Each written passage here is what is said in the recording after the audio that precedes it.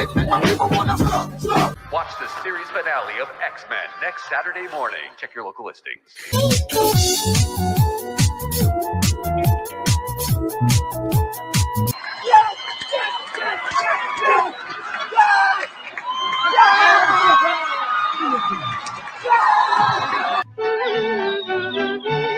It won't take long when there's a song to help you set the pace. This is pathetic. Where we used to live. Why did you keep the mousetrap? So whistle while you work. Life could be worse. This is the worst. This is the worst. This is the worst. Mm-hmm. Yeah. And the Disney stock just keeps going down and down and down.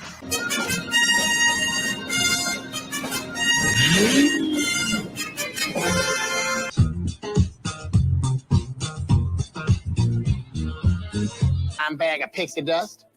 Contraband. Join in, folks. It's yodeling time. They're going to do the Mary Poppins thing. They're going to do it. They're going to do it.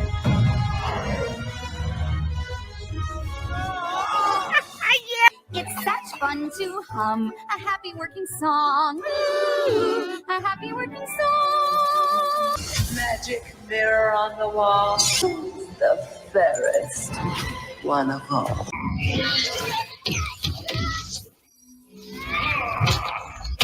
Oh, bitch, you killed Kenny. Kenny. You fat hoe. I get it. I'm not persecuted. I'm just an ass.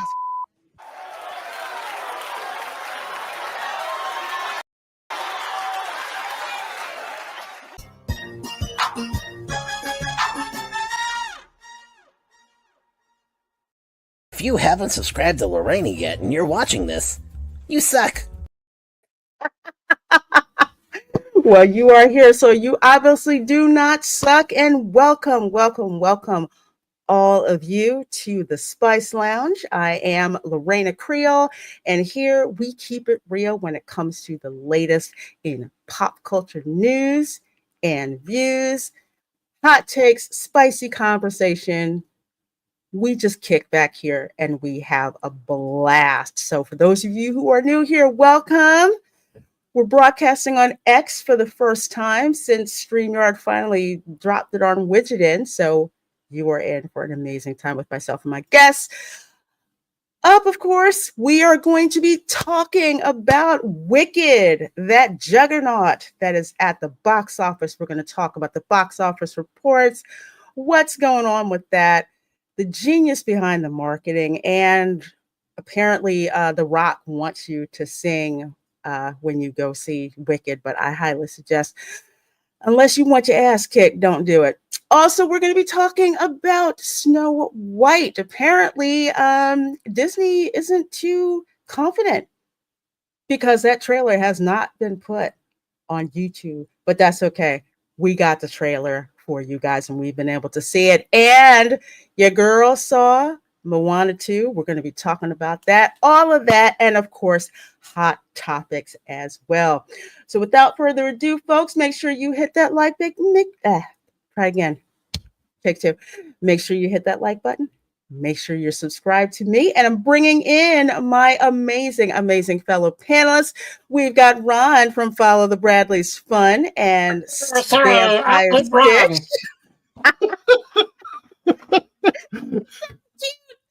I love him. I love him.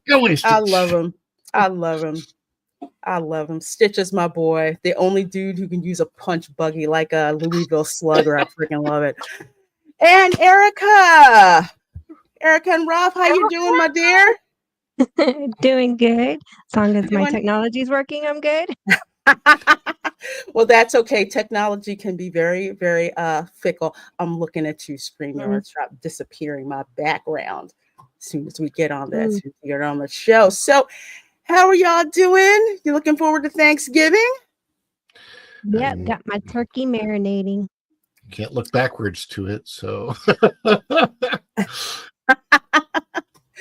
Well, I've gotten pretty much all of my ingredients. It's going to be very chill. I'm just trying out recipes because for me, Christmas, I'm on board for Christmas dinner. So Thanksgiving is like snacking, watching TV for me this time around.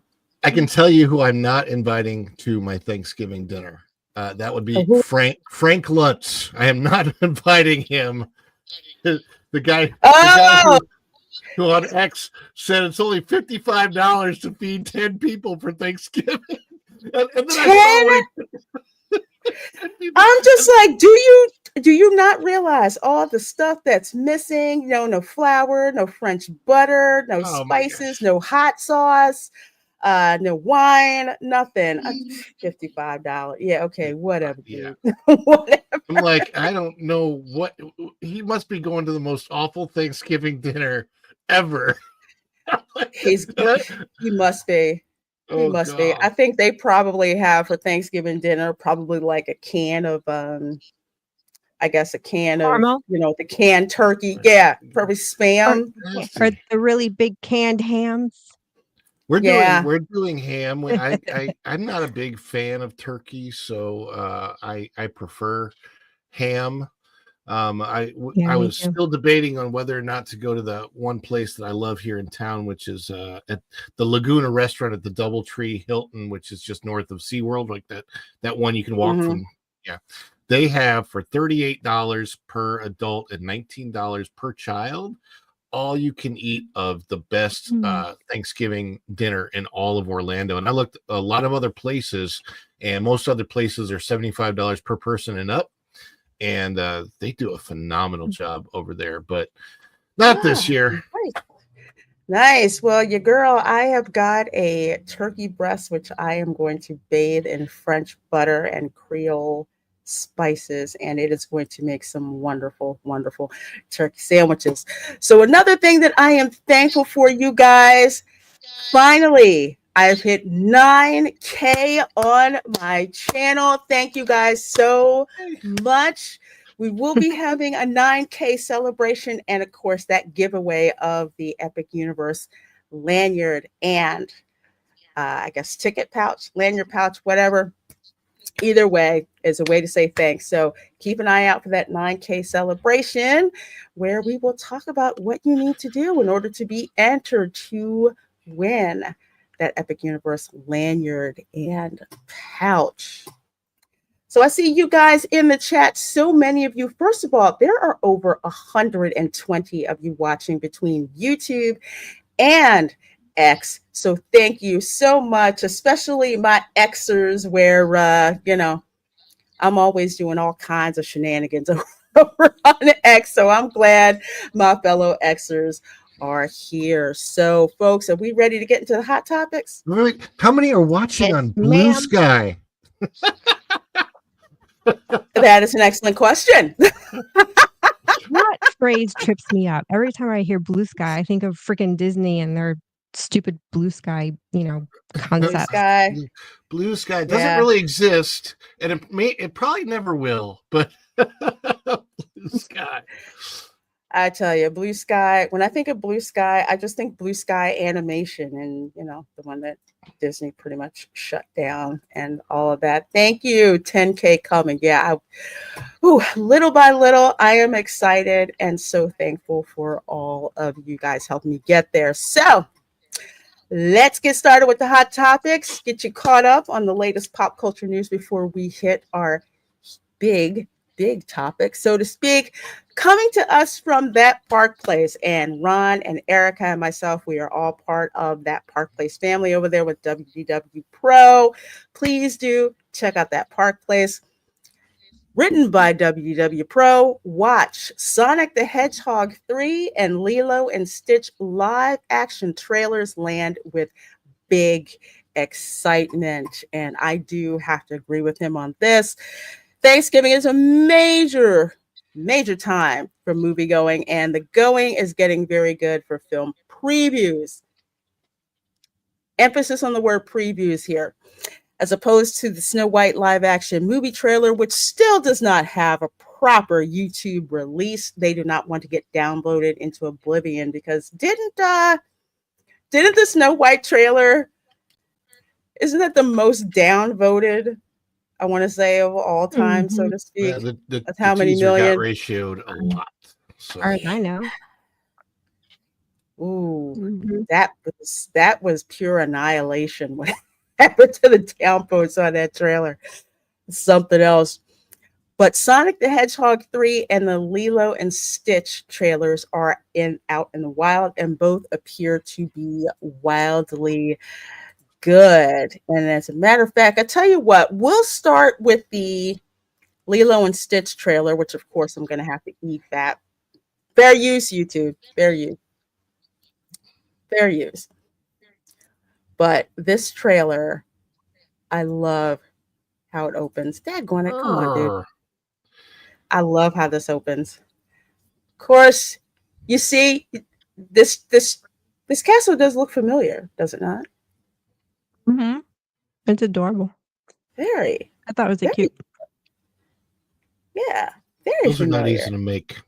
No. And then I Stitch love them doing his best Bob Iger. I will destroy everything Disney. I love how Ron does his voice perfectly.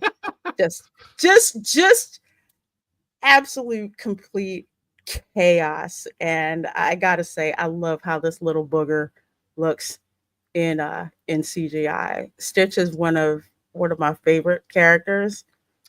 I want to say my Disney Renaissance characters. Yeah, didn't they? His expressions and everything. I mean, this just gets into the essence of just who Stitch is and the chaos you know is going to happen if you've seen the original film. I want to do something from that trailer real quick. It just made me think of Anakin. If Stitch played Anakin, I hate sand. Sand gets everywhere. It's sand. They're here. They want sand.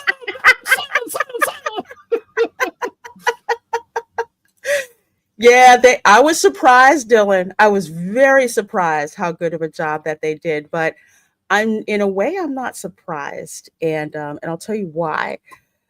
I know Chris. I think Chris Sanders. Is it Chris Sanders? I think so. But what I did hear about this particular film, the live action version, if you've ever seen this little film, and I think it's on streaming, Marcel the Shell with Shoes On.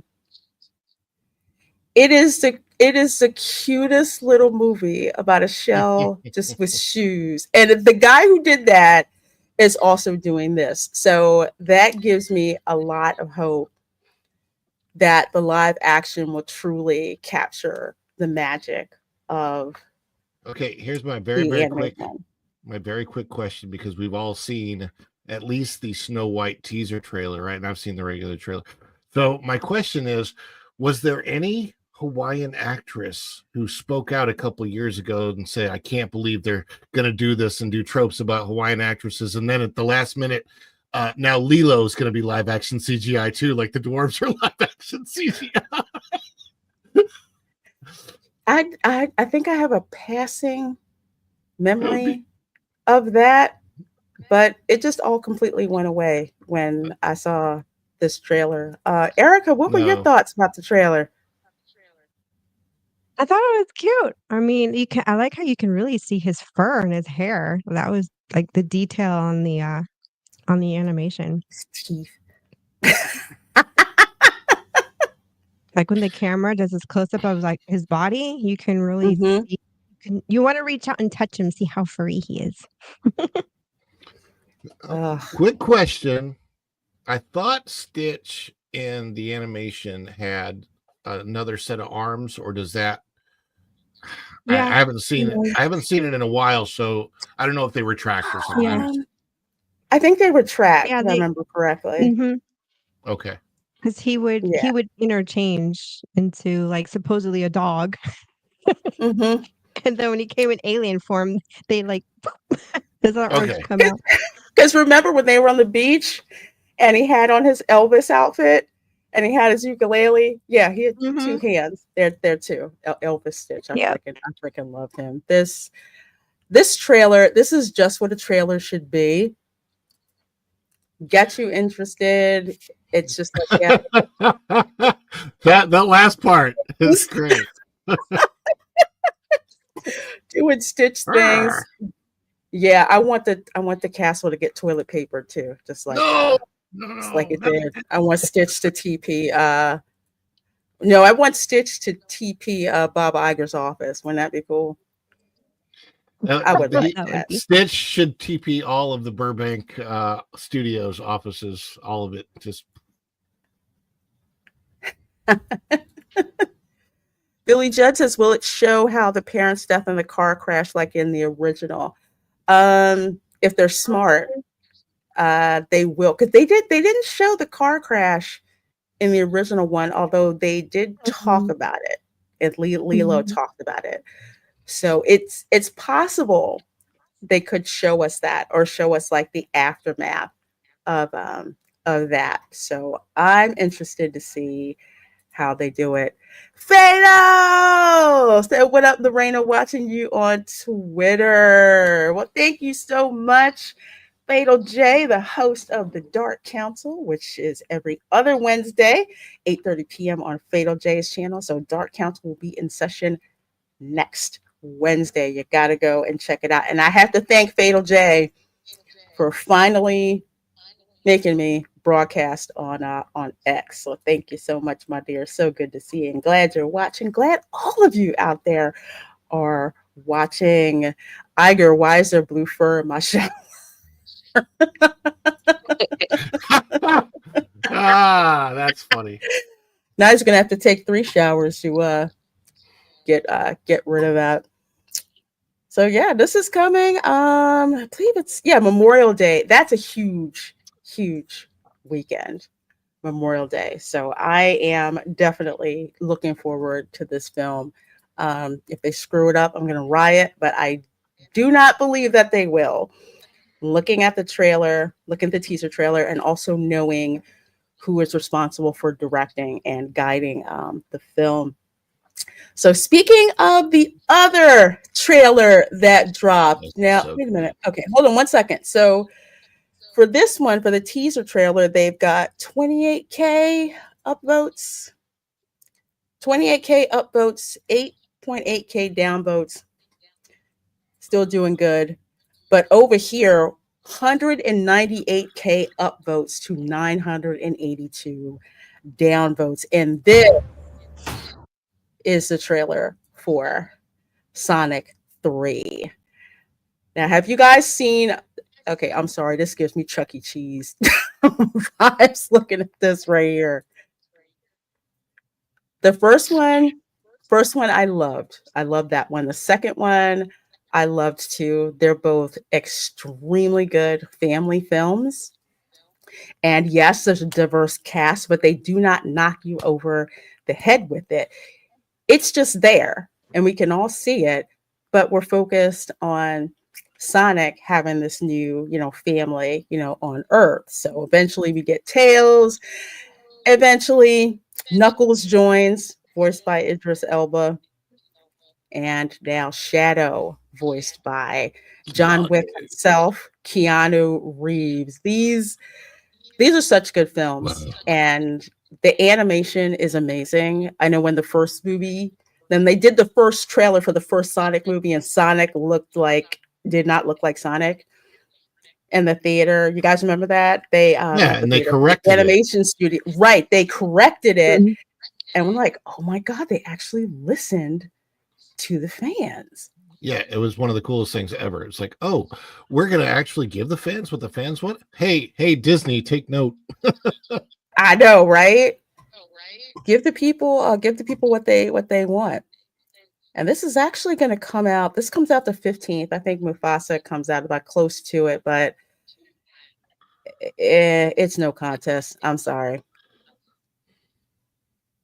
It's really not. I was in the theater today when I went to see Moana 2, and they showed the Mufasa trailer, and people were kind of like, not really paying attention. News. Sonic trailer comes on, and kids are like laughing, and look at Sonic. I mean, the fact that they show Knuckles, and of course this is Keanu's character here, dude has like a 9mm as he does an Akira bike slide. I'm like, you can't get any cooler than that. But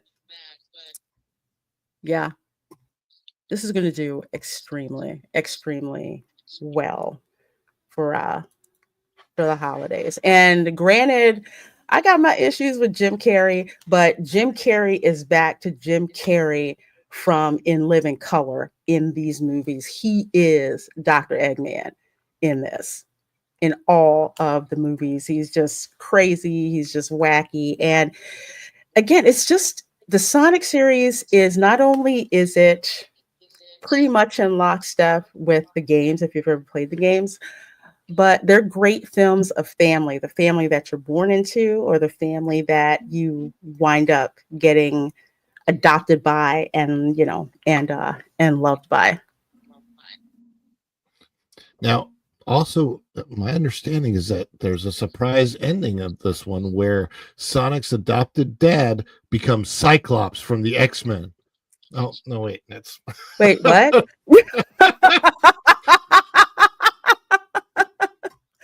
I will say there is a little Christmas. There's a little Christmas one in here. Yes. Which I thought was kind of cool. I did like that. Erica, what do you think? Oh, I need to watch the first two movies. I know I've been living under a rock for 25 years, roughly. Well, the first I'm two excited movies for it. Yeah, I was going to watch both movies. I was going to watch the other two movies earlier today, but today I had one of those days where nothing went my way. So, oh no, great. The Sonic 1 and Sonic 2 are, I mean, I went to see both of them in the theater. Xander, obviously 11 years old, great, huge fan. Sonic the game, Sonic the cartoon, Sonic the everything. So we had to go see Sonic the movie. But I was fairly well blown away by the quality of both movies, 1 and 2, because sometimes as a parent, you think, okay, this thing is just going to be for the kids. It's just going to cater to them. And I'm telling you, this is a movie that as an adult, you could actually go see and just completely enjoy the movie because the characters are amazing. The acting is fun. They're overall fun stories. And it's the pure escapism that you go to the movies for with a kind of a more general life lesson. They're not trying to veer you one way or the other as far as any type of an ideology, but they do just try to say, hey, good versus evil, good wins out, those types of life lessons. And it's this great escapism. It's what you go to the theater for, is to kind of get away from reality. And this is perfect for that. That's what Migration did for me when it came out. I love that movie. Universal really undersold that movie. That was so good. It's so good. Let me tell you how good that movie is. Migration is so good that Awkwafina's voice does not irritate me because the character she plays is a New York pigeon, and it's perfect. It's absolutely freaking hilarious. So yeah, if you know how to direct Awkwafina, she's freaking hilarious. And Migration, again, that's another cool, fun family movie. But this one, just like with Migration, Sonic 3 is going to clean up at the theater. I can see folks really saying, okay, if there's one movie that we're going to actually put money out for, and remember, in case you've been hiding under a rock, the economy is not doing so great right now. So people need to be very judicious about where and when they spend their money and if it's worth it to spend their money.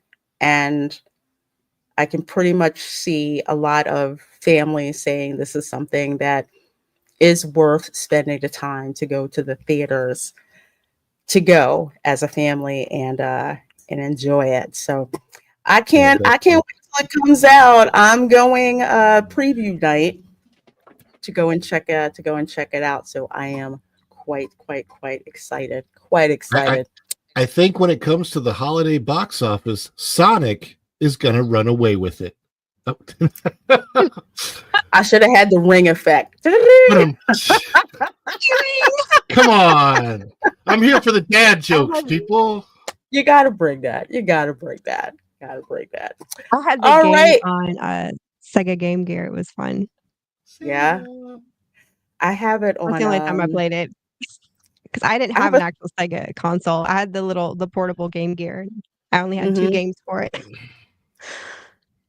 Well, I have a copy for the PS4. So I have like one of the collections. I forget which one it was. It was just cheap and I just got it. And I just love playing it. It's just so much fun. I love playing it. Sonic, the ultimate parkour. Okay. Aldo's Journal, what franchise do you guys prefer, Lilo and Stitch or Sonic? That's a tough one. I like them for different reasons. Wow. If you're going to say... I'm a bit biased. Yeah? Which one for you? Because I still have that love for Disney regardless of like how stupid they're being. So I tend to lean more towards Lilo and Stitch. Yeah, I get that's kind of like me. It's just I love Sonic, but there's just something about this like not dog from outer space that can use a punch buggy like a baseball bat. So I kind of like it. He's like your partner in crime. For me, it's Sonic because I still like that they still have their happy hour. They have really good milkshakes and they still have car hops. Oh wait! Oh, you're talking about the movie. Don't forget the strawberry limeade. The strawberry limeade. Do not make me remember the coconut cream pie shake that I felt for like 3 days, and it was worth every bit of the torture that I had to go through. Yes. I'm funny about coconut. Coconut pie shake. Like literally, it was like they took a coconut cream pie, a slice of coconut cream pie, and put it with some ice cream and blended it all up. And now I do like the Ferrero Rochers. Those I'll eat, and it's coconut and like vanilla or no white chocolate. I do like those. That's pretty good. I do like those too. I'm just upset that I have to go all the way down to St. Cloud to get Sonic.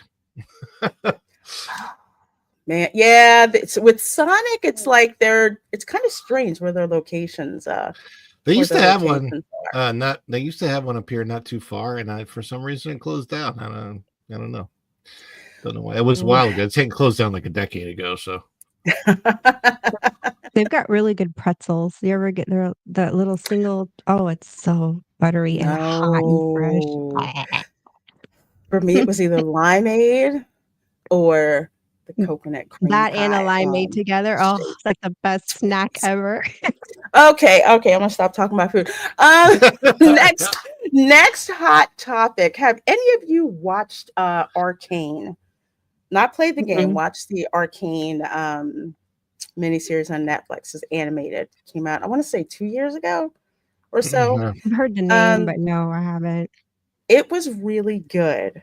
The second part, not so much. And it debuted, I want to say the first Saturday of this month? But either way, I was eagerly looking forward to it and turned out to be a complete letdown. But the reason why I'm bringing this article up, from Total Film, Arcane showrunner defends the Netflix show against rushed criticisms. I'm not happy they feel that way, but I respect that. Now, for me, I thought that it was rushed. For other people, they wanted to see these additional characters. Some wanted to see more League of Legends champions. Some wanted to get back to the setup that happened in season 1, which is what I wanted. Because it's just like season 2. What happened to those people in season 1? And they like went all over the place, at least in my opinion. None of it seemed coherent. The final, showdown in the end had no emotional impact because I did not really care about these characters. But yeah, and Mark Daly is right. Yeah. First season of Arcane was awesome. Yes, it was. And I did a live stream 2 years ago about Arcane. We were talking about it. It was amazing. Animation was incredible. The dialogue, the story, amazing. First season was awesome. Second season was a dumpster fire of hot garbage. And you are 100% correct. It was so, how would I put this? It was a letdown considering how great it was in the first season. Now, the showrunner in this article does say that for season 2, they took some risks, which as a creative, some people do that. Some risks pay off, some risks do not. But what I like about this is how the showrunner has responded. You notice a lot of showrunners that are kind of just like, well, if you don't like it, then you're this, you're that, you're a ist, you're a phobe, you're whatever. This showrunner is like, I'm not happy that they don't like it, but I respect that what people are saying. And they're not blaming the audience. They're saying, some people like what we did, some people did not like what we did, but we appreciate that people watch the show. So I just thought that this was refreshing to bring up, because for once you have a showrunner that's saying, I get that you don't like what we did. I'm not quite happy you feel that way, but I respect your opinion. What do you guys think of that? It's different than what was it? Was it Leslie Headland? What she was saying about the audience for Acolyte? That was bad. If I remember correctly, she was not saying good things about the. There's so many times out of Hollywood when something tanks that they are blaming the audience for not getting their vision or something like that, and I'm like, that's. I mean, you're the one who is on purpose putting out a particular piece of creative media, and it's understandable you want people to feel a certain way about it, but if it's not gelling with them, then it's not gelling with them. And if you would simply say, you know what, I get this, and some of them say things like, well, this isn't made for this audience or whatever, and I get that, but this is the right way to approach criticism, is to say, hey, I totally get that. I wish they felt different, but I respect their opinion.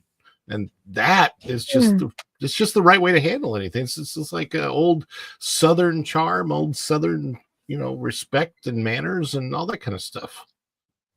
You mean it's mature? It's the mature answer? It's the answer of somebody who wasn't given a trophy for participation all his life. Or her life. Yeah. This is a good point. Refreshing to hear this. I hope this is the start of a trend. You know what I mean? I'm hoping to see more of this than what we have. Agreed.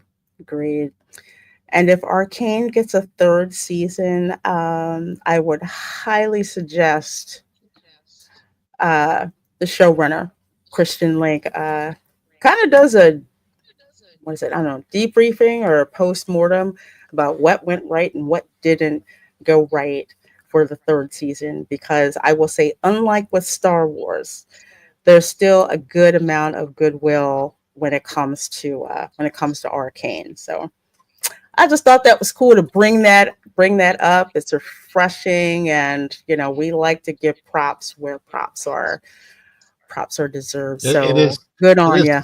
Still utterly amazing to think that Disney could get a hold of Star Wars and ruin it. It's like it's kind of mind-boggling to wrap your head around the fact that they actually did.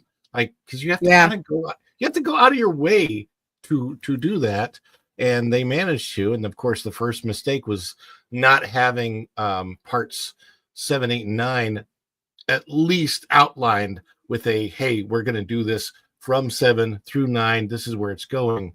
They didn't do that in the beginning, and that's what really screwed them over, honestly. And because then you give this director this and that director that, and yeah, I mean, Rian Johnson's not a bad director by any means. He's done some good stuff, but his take on Star Wars, it's not the kind of franchise you can do that with, right? That's like it has an overall story arc from way back in episode 1 all the way that's supposed to go through episode 9, and it didn't do that because of the convoluted way that they, I don't know, it's just weird. It's weird. It's weird. It's hard to believe. It's hard to believe that's reality.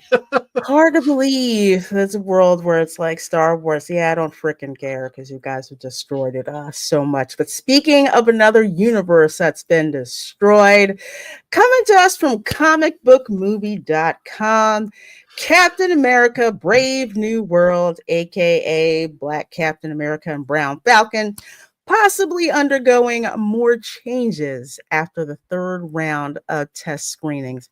You see that, right? Third round of test screenings. They've had 1, did reshoots. They had 2, and did more reshoots. Now, after the third test screening, it is not going well. And I'm sorry, not sorry. Considering that Falcon does not have the super soldier serum, and he cannot even throw Cap's shield right because he throws it like a girl. Do you believe he could withstand a hit from Red Hulk? Oh, he's dead. He's literally dead at that. And that very second, that very moment, he is literally dead. My question is, I know that Captain America, Falcon becoming Captain America was in the comic books, right? His suit in the show was based on the one in the comic books, looked very comic accurate. Right. My question is, since I'm not a comic nerd anymore, did he get the super soldier serum in the comic book? Was that a choice that they left out for live action? What is the deal with that exactly? I don't know. Because I didn't really get into the Captain America comics. I was more of like an X-Men comics. But considering that this is the MCU, and we'll stick with the MCU's canon that they put out there, how the heck could he even withstand that? Again, does not have vibranium is magical. His suit's vibranium, we know that. Like, and the shield is vibranium. So are his drawers vibranium? Because I'm sorry, I don't believe this. So do not. I do not. What are the Wakanda soldiers called? The Dora Milaje. I mean, the Dora Milaje. They probably get a lot of out of their vibranium. I don't know. Okay, not gonna go there.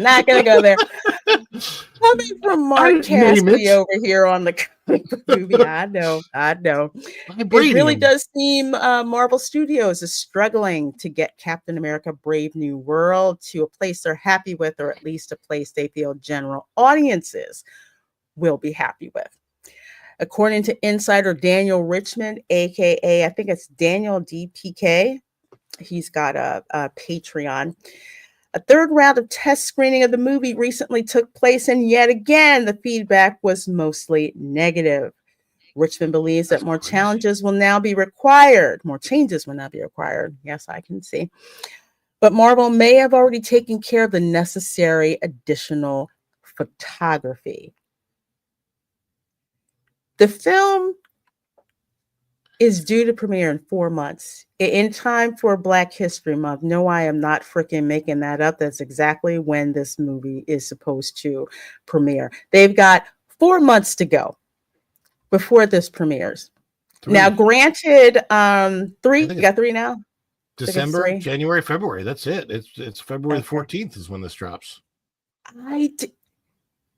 This close to the film releasing, no matter what they do, I think it's going to wind up being a hot mess like Rise of Palpatine, aka Rise of Skywalker was, because they were doing reshoots up until, I don't know, like a couple weeks before the movie released. Do you guys think this movie could be saved through editing or anything like that, considering the 3 months they have to go before this premieres?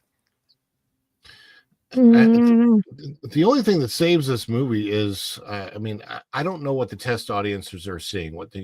There have been instances in the past, to be honest, where movies failed test audiences and then came out and actually did well at the box office. So it's hard to say. The real question is does Mackie pull off his version of Captain America? People have to, look at the audience. This is not the broad audience film. And that's one of the biggest problems with it is this is an audience that has been niched down to the people who have watched Falcon and the Winter Soldier. And then from that, it's the people that actually still liked Falcon and the Winter Soldier. So I think that I'm going to go and probably enjoy this film to a certain degree, but I don't have...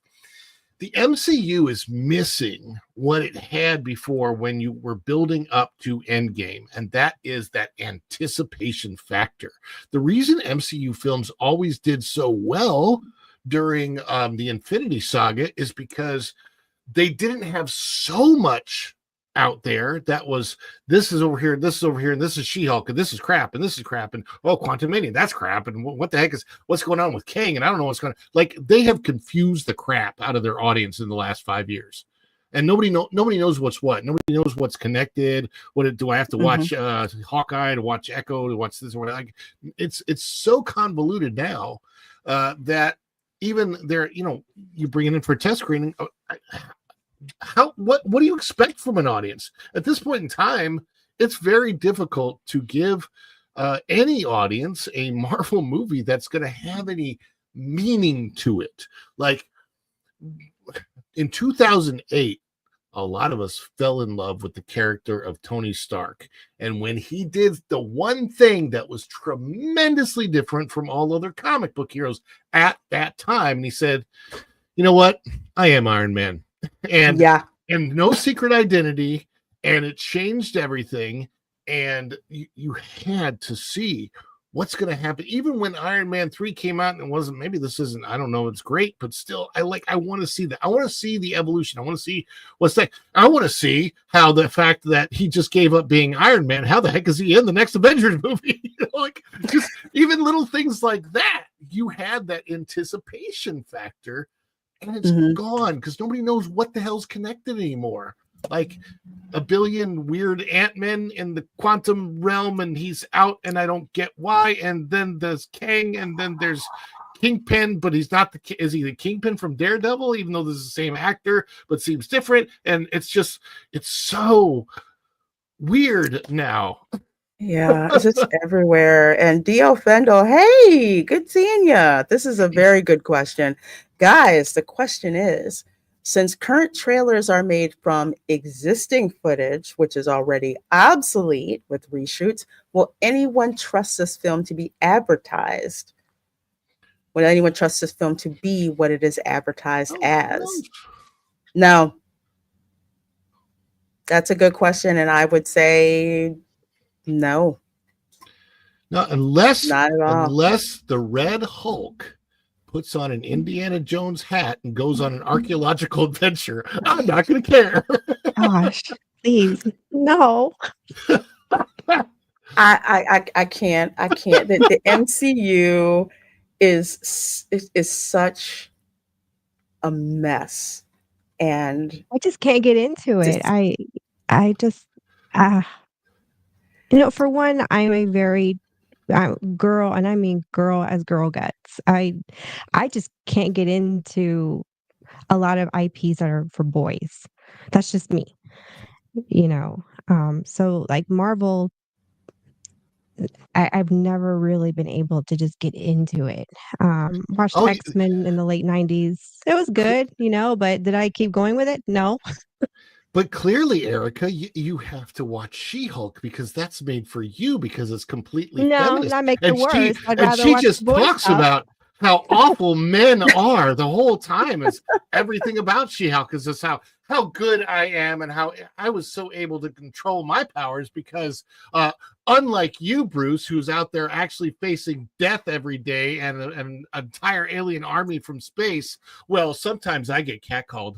And that's just worse for me. Well, I know for me, I'm kind of like that weirdo. I'm into the girly stuff. I love fashion. I love technology, and I do love comics. And I love the MCU. Iron Man, I'm telling you, that movie changed my life. Mostly because when Robert Downey Jr. was actually in it, but they've gone this weird way, ignoring their own canon, depending on you watching a Disney Plus show. Because back in the day, you didn't have to do that. Like when Infinity War came out, I was like, why is everybody cheering that Cap was able to throw Thor's hammer? I didn't quite get it, but I knew it was important. So after the movie, I went back and watched, oh my gosh, what was Avengers 2, Age of Ultron? Yes, Age of Ultron. All I had to do is go back and watch one movie, and I was caught up, and it made sense. Now they want just one scene in that. Technically just one scene, but I had to watch the whole movie because I like James Spader's voice. But it was just one movie, not 10, 15, 20 episodes of some dribble to sit through. It's like, who has the patience to do that nonsense, especially when it's just a freaking waste of your time. So this film, you know what? I think Valiant Renegade was saying it's going to have to take about $1 billion to make its money back. If they put this sucker in a theater, it's going to be a dumpster fire.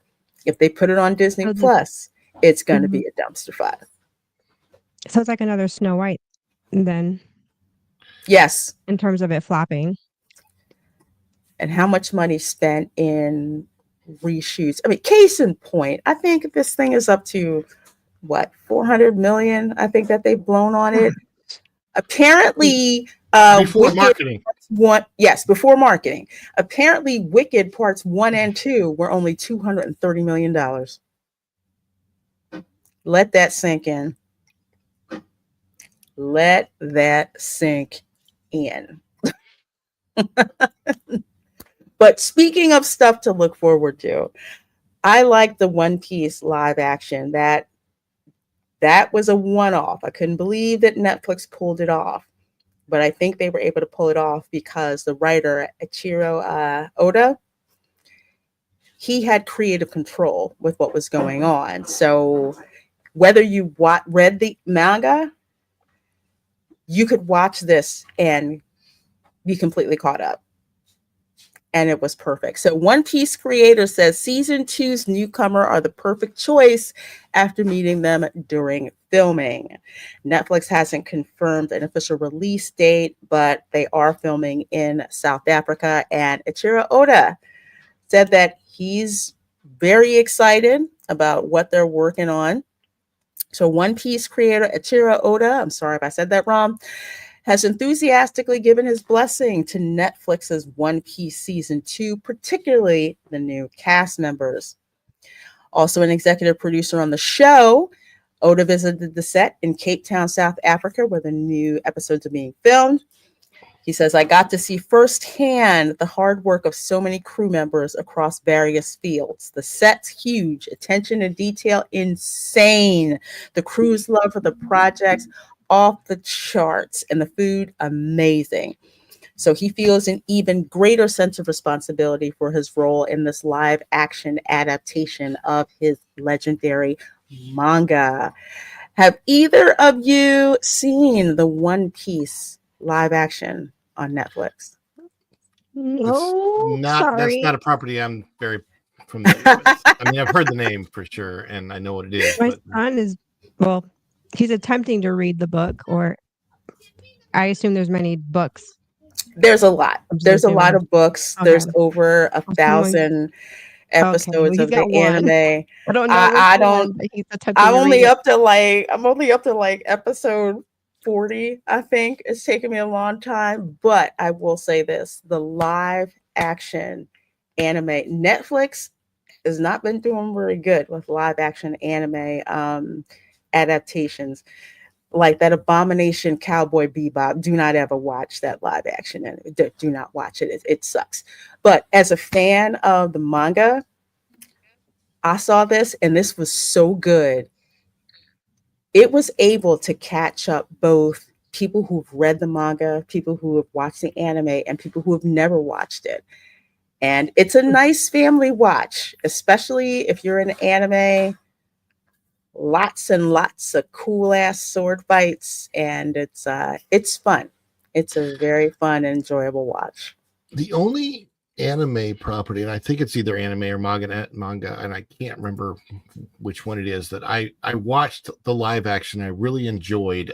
They CGI'd the girl's face so that she kind of looked like it, and I'm trying to remember. I can't remember the name of it, and I think it was it. I don't know if it was James Cameron. No. I'm blanking. Maybe somebody in the chat will know, but it's a girl, and it was made into a live action, and it didn't do as well as it should have done at the box office, but the movie was great, and there was supposed to be supposedly now there is a sequel coming to it, because there was supposed to be a sequel, but I can't remember what it is. It's annoying me. If anybody in the chat is hearing me and I'm making sense to you, and you can put it in the chat, I'd appreciate it, because it's bothering the heck out of me. Alita, there it is. Alita Battle Angel. Thank you. Oh, yeah, I didn't. it. I heard about it. I have not watched it. I know Damaj and I keeps telling me I should watch it. It was Battle really Angel. good, and I was going to ask if you had watched it, how it would compare to like this One Piece, because as far as the translation into live action, because I really I was very caught by surprise when I watched it, and I'm like, oh, I don't know, I got into it. And for me, at my age, finding something that's unfamiliar that I can get into that I really like is very, very enjoyable for me, because some of the stuff that I used to like Star Wars and stuff, it's like I don't care about anymore. So I'm always looking now to find new properties that I will enjoy, and this kind of thing makes me look to that. For example, I just started watching Chuck. I've never seen Chuck before. Okay. And the funny thing, Chuck first came out. When Chuck first came out as a television series, I think it was like 2007. Guess where I was working at the time? I worked for Geek Squad. So Chuck had a lot of relevance in my life, and I paid no attention to it. I almost thought at the time, because I was working at Geek. By the way, I hated working for Best Buy, one of the worst companies. I will because I worked for them, I will never shop there again, but that's a whole nother story. But now that I'm actually watching the show, it's very, very interesting, and I'm really enjoying it, and I'm only watching it because of Zach Levi's posts on X. So he hasn't left, and he hasn't gone to Blue Sky, and he's posting on X, and that's making somebody like me interested in an old property of his that may be making him money when I watch it. I don't know, but that's just a word to any stars out there who I'm sure maybe aren't watching the stream, but maybe don't leave and go to Blue Sky, because maybe there's people like me who would actually watch your old stuff you're posting. Oh, Blue Sky is boring. I'm just saying. It's a boring place. It's like the DMV. But DL Panel, you are absolutely right. There are certain things, though there's a lot of things that you cannot do in live action that are done in the anime, because there's certain things that you can do in animation that you cannot do in live action. But it depends on the property. And you're right. I think the reason that One Piece is really good and it's a very well done adaptation is because a lot of it, the majority of it, is around pirates. And on sailing, on the main line, picking out people, for your crew, fighting pirates, finding bounties, all of that stuff. So while there is swordplay that's in there, the swordplay is, I would say, like your martial arts films. So it's not the over the top, which is what you can do in anime. You can't do that in live action. That's why Cowboy Bebop failed, because that property did not work. But considering that with One Piece, the main setting is a seafaring setting, it works good. So I enjoyed that. So check out One Piece on Netflix for something to watch. It's done extremely well. So it is. It's so boring. It's so boring. They didn't even have any good comebacks. It's like a whole bunch of old ladies whining, and not in a good way either.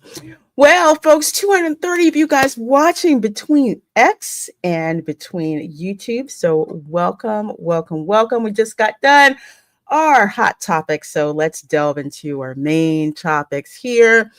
Coming from Deadline, Wicked defies gravity with record November Monday of 15 million plus. Gladiator 2 slays with 5 million. This is box office, and this is by Anthony D'Alessandro at Deadline. So, Erica, have you seen Wicked at all? Nope. I was attempting to go and watch it. Was it? It came out last Friday? At least for us. It came out officially last Friday. There were previews on a Thursday and a fan event on a Wednesday. Yeah, they don't do that out here. But we got it on the first release, like you guys in the States. I had all intentions of going, and nope, didn't happen. So yeah, and it's just been busy. But I do want to watch it in the theater, preferably. I'm just curious. I've heard it seems like you either really like it or you don't. There's really no in between from what I'm hearing, I'm not really hearing anything in the middle. It's just I hear a camp of people that, oh, it's great, it's wonderful, and then I hear another camp, it's terrible. So, but I want to see it for myself just so I can judge for myself. Yeah, it depends on what your taste is. And I know I did a review of this, and the title of my review was, "Is this made for you?" And that's the question. And I am not a musical person. I'm not into musicals unless somebody is dead. So that's why I love musicals, which is why I think I might like it. But my hang up with it is the whole Wizard of Oz thing, because I'm such an OG fan. So I'm a little weirded out by this, I guess, prequel, so it kind of weirds me out in that way. But at the same time, I'm trying to separate the two so I can just kind of focus on, okay, let me just focus on this, I guess, project and what they were trying to accomplish, artistically and musically. Well, I get it, because for myself, full disclosure, I went to go see Wicked in New York on Broadway. Camera girl, who is a theater kid, that's her thing. That's what she wanted for her birthday, so we went. We got into the theater, got our seats. I promptly fell asleep, and I didn't wake up until I heard the Defying Gravity song, and then it was intermission, because I was pretty much, I was tired. But again, I'm not into musicals. I like ones where people die, like Phantom of the Opera. I liked Jekyll and Hyde, and I especially like Chicago. I love Chicago. I love that musical. But if you're not into musicals, this may not be the best film for you. If you're into dance, because I have a dance background, the choreography, that's going to hook you. Dance. It's that will hook you. The songs, they're super catchy. As a matter of fact, I'm about to buy the soundtrack because I actually like the songs. The songs are very good. The songs actually advance the plot, which is what they're supposed to do in the musical. Okay. It's visually stunning. Right. If you like steampunk, you're just going to be like, how the heck did Oh they yeah. come up with that? That's flipping awesome. I'm a fan of the OG version of the film, and hopefully I do not flip this over. But out at Universal, because I do like the OG version of the movie, I had to get this. I had to get Glinda's Clown. Okay, I had to get it. My major problem with Wicked, the prequel, and all of that is because one, what they do to Glinda. And basically, with Elphaba, they basically make her into a victim. So that's a problem that I have swallowing the film. So knowing that that's my prejudice with it, it was an enjoyable watch for Okay, me. so this is Glenda. I thought it was I had this really wrong then. I thought the story was about the Wicked Witch of the West and her sister, the one that Oh, it died, is. when a Oh, house crashed on her. That wasn't Glenda. That was another witch Nessa or Rose, I whatever. think Nessa Rose was the one who got the house dropped on her. I But you I see, thought the story was around that, about the two of them. It Oh, that's weird. Now it's no, even weirder for me. she's featured in it, but the majority of the story is about Elphaba and Glenda's friendship and how they become friends and then start to basically grow apart as Elphaba becomes Mm. the Wicked Witch of the West. But I have problems with villains being portrayed as, you should feel bad, you should feel bad for, for the Like villain. they're I'm like, misunderstood. no, I want the Wicked Witch of the West to, die, be dead, get melted. That's what I want. So that's my major problem with the film's material and with the book's material. But that Mhm. aside, pushing that aside, visually, Wicked is stunning. The musicals are stunning. Everyone's voices are on point. The costuming is incredible. I want Nessa Rose's shoes. Um, for me, I enjoyed the watch. I really, really did. But if you're not into musicals, you probably don't want to watch this. I probably don't want to watch this. But when I said, is it made for you? This film is made for all of those theater kids and people who adore the Wicked musical. That is the A little audience that they cater to. And they knocked it out of the freaking park. When you're in Target and you see signs that say, guests are limited to 2 of each item from the Wicked collection, and there's nothing left there, that tells you they've done their job I with this film. I They expect a lot of 14-year-old little girls that are Hispanic wanting that dress for their quinceañeras. Yes, I've seen that at Because I'm Universal. looking I at have that seen dress that and dress. I'm like, that is a quince all the way. I I would have want it just because it's pink. I have one problem with Glinda. After having seen some scenes from Wizard of Oz today, Glinda's not a blonde; she's a redhead. That is right. Yeah, She's very true. She has Yep. very, very strawberry colored hair in Well, the original Wizard of Oz. she is in the original, but Kristen Chenoweth is a blonde. No, yeah. They I mean, they Yeah. changed it to blonde for Wicked. I mean, yeah, they look like their characters respectively on the Broadway series. I think also I think that on Broadway, or at least in the play, whether it's the touring version or whatever, there have been different ethnicities of female actresses who have played both roles, I believe. Yes, In that's the true. That's past. correct. So that's not really, and that's another thing too about musicals in general. When it comes to musicals, Broadway plays, things like that, not a lot of people care about, like, race swapping. It's just kind of known with that genre of entertainment that those types of things are typically interchangeable. So Right. it just doesn't make much of a difference with that. So I think there's a difference in that, for example.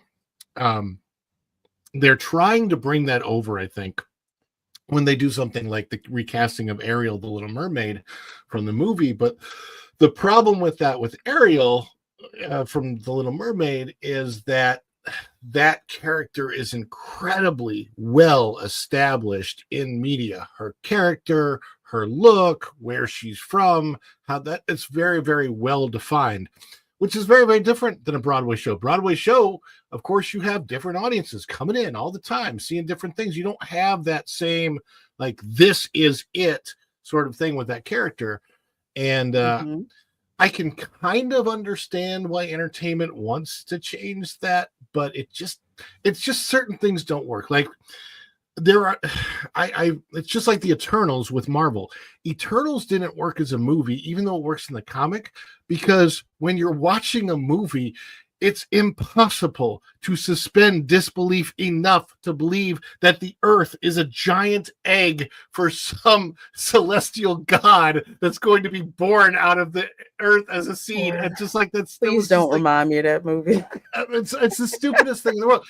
I understand where you're going if you put that in a comic book, but not everything translates from page to screen. And I wish writers would understand that when you have an audience who's watching a movie, you have to have your suspension of disbelief is different than it is if it's a comic book.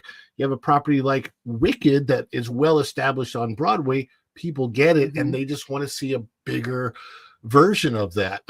I love both the adaptations of Phantom of the Opera and Les Miserables, and I'm still waiting for Miss Saigon. Another one. I forgot about that. I forgot about Les Miserables. I love that one, especially the one where they did with Hugh Jackman in it.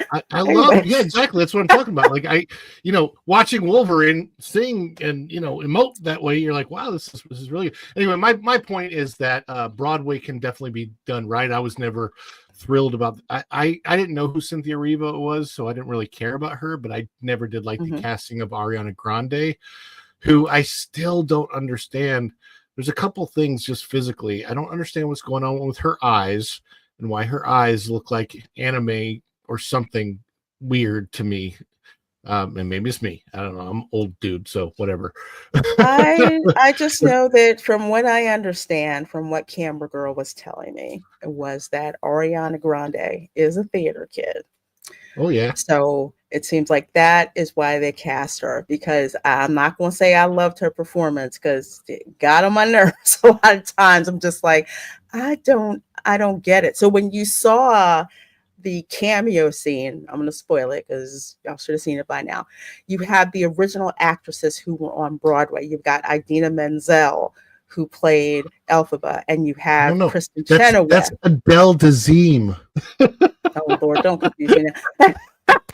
As Glenda, and you see how they perform and how they're singing. I'm like, see, that's what I remember because I saw them live.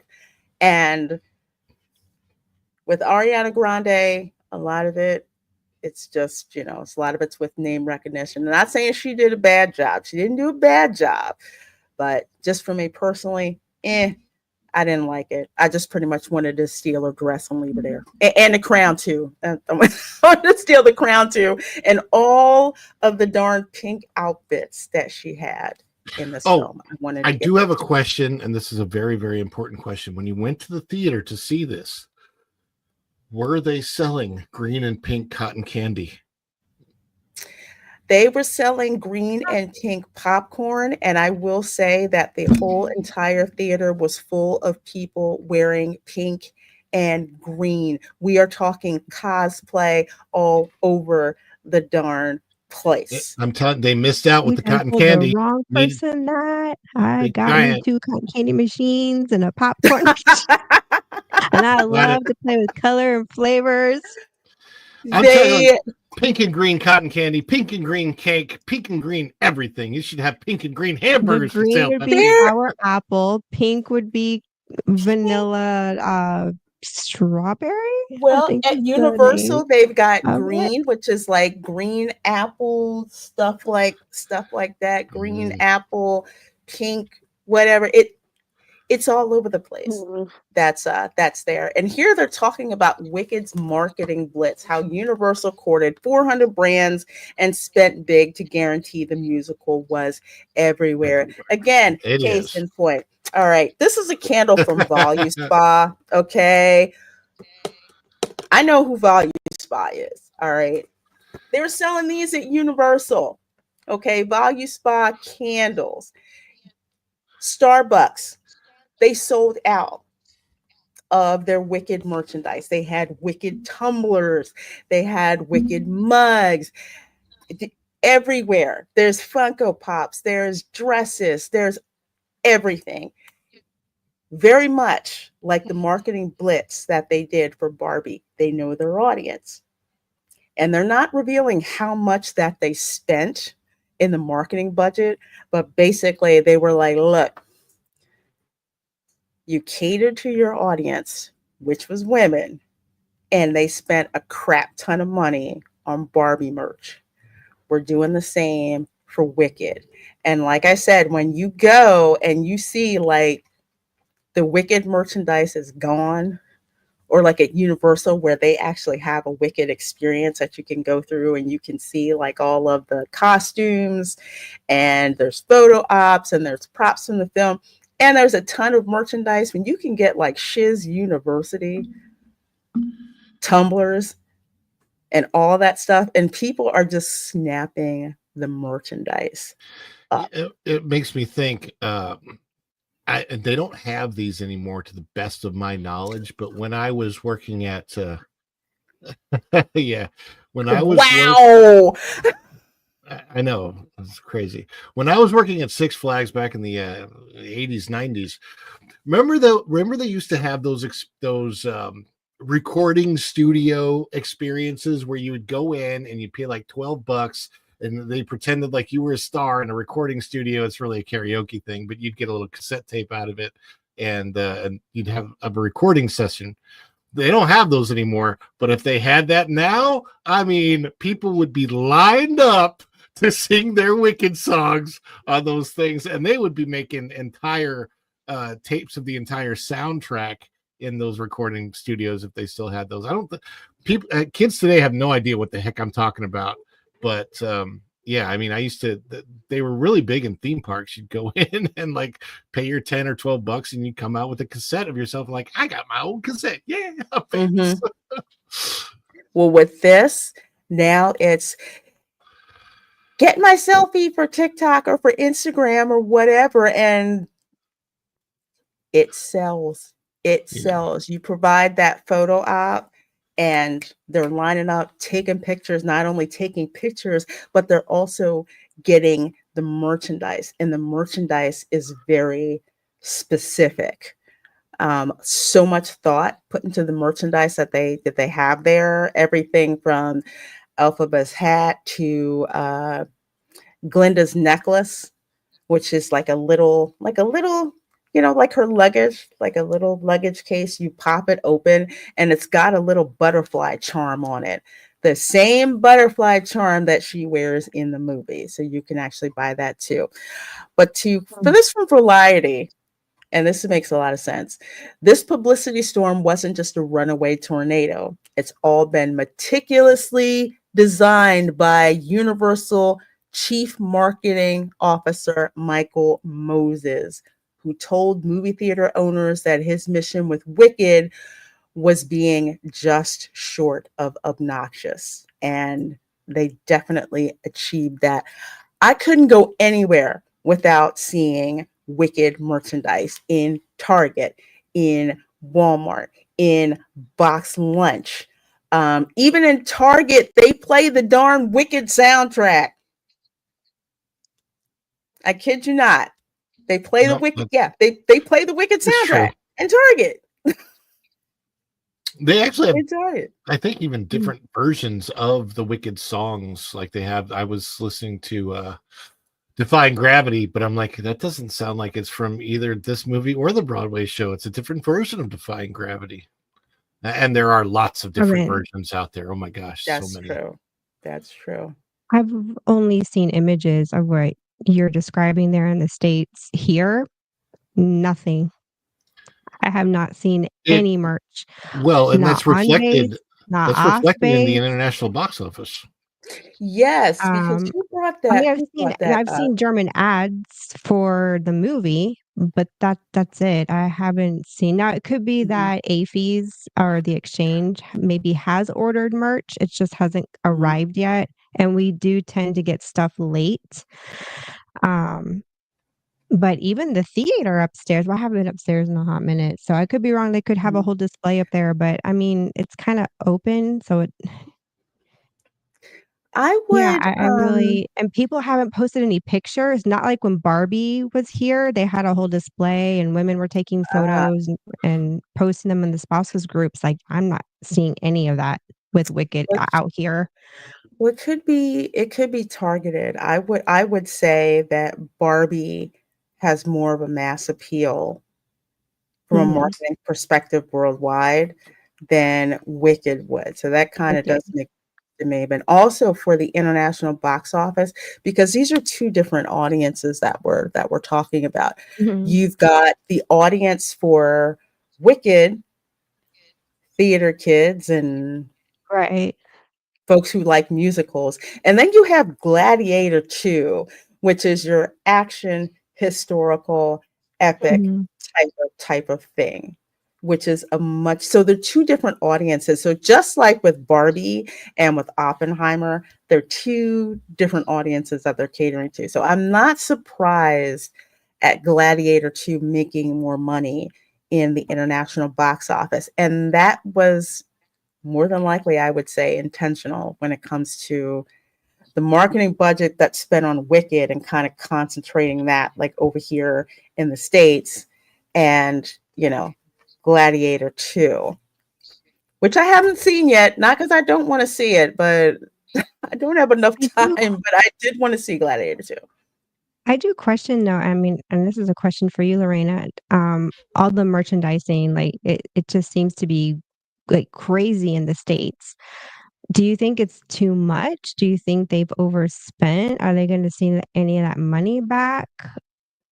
They'll get it back. Are they really going to profit from the merch? They're going to get it back. Here's the reason why. Theater kids are nuts. And I mean that in a good way, because I've raised one. They want all the merchandise, like she got the Wicked tumbler, she got Glinda's like wand, like chocolate that they had there. They will buy that, so they're going to make their money back. And here's another way they're going to make their money back, and I think I have it here. Yeah, Wicked set sing-along screenings for Christmas. Yeah, no, there's no way. Nope, you're not going to find me in there. I'm getting dragged. I don't want to go. I don't want to go, but I don't have a choice. I'm going to be dragged to this, and I may have to put some earplugs in your ears and probably blast like Cypress Hill. Yeah. Those particular screenings are definitely going to be popular. I mean, they're going to be popular. And like with multiple viewings. Okay, like this has the potential to be Rocky Horror Picture Show level. Okay. I mean, it may would not say that. surprise me. Yeah. I mean, this particular one, the sing along, because it's probably going to have the words on the screen and everything, could stay in theaters for a very long time if they allow the theaters to maybe just show it on like Friday and Saturday nights and have exclusive screenings of it throughout the year. This is one of those types of things where it's going to be an event that people are going to want to go to a lot. And this is depending on how they show the box office for this movie, if this keeps going, it's gonna change the game as far as the box office for the. I don't know how they're gonna do that. Like, are they gonna separate? Hey, this was the box office for the regular movie, but we've got these screenings that are continuing to go on, and people are coming to them because that's an event. You know, people. It's gonna be fun to go to, especially if they can continue them throughout the year on Fridays and Saturday nights. It's gonna be, you know. Theater kids will dig the crap out of that. Oh, they will. Theater kids and theater kids who will come to visit Universal Orlando. Okay. By the time they do the Wicked experience, and then they get to see all the merchandise that's there.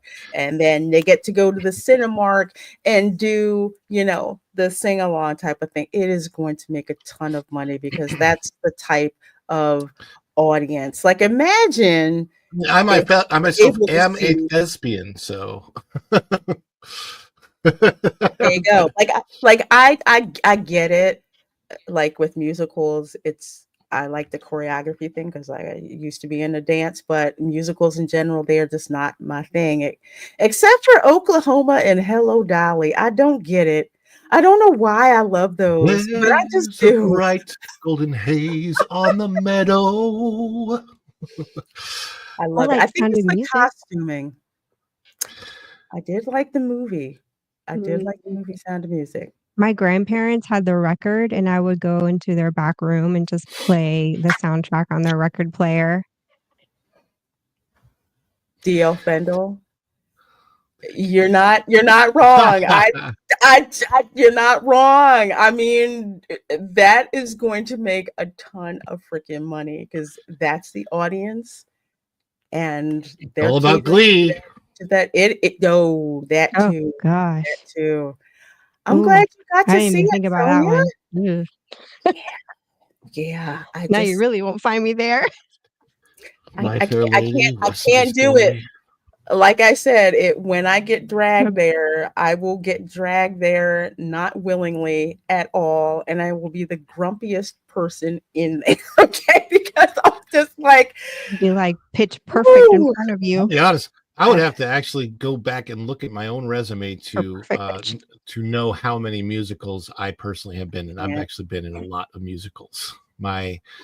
I played both Danny and Kaniki in different versions of Grease. I played Conrad Birdie in West Side Story. I was Fiddler in Fiddler on the Roof.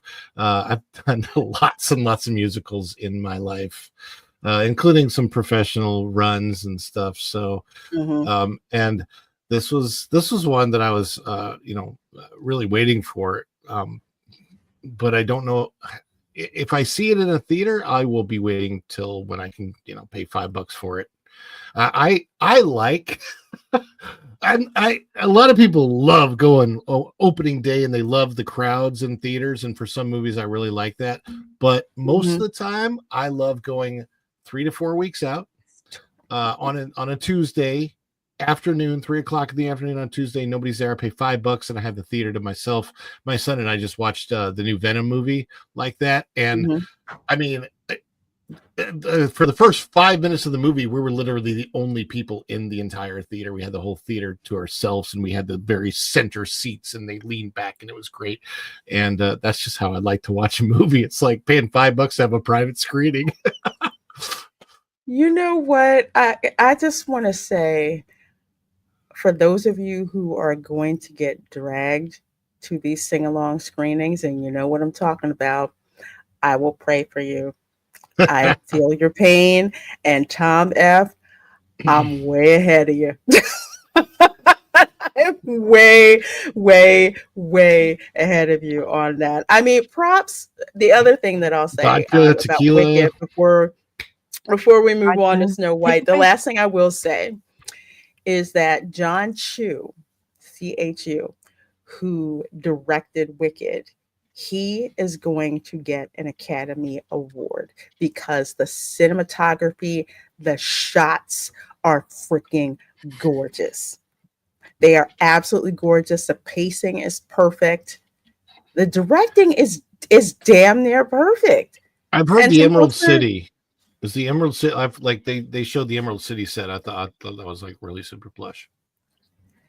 The Emerald City, I swear they took inspiration from The Wiz. And those of you who have seen the movie The Wiz know what I'm talking about. When they get to the Emerald City and there are all these people dancing in Emerald City, I think he took the inspiration from that.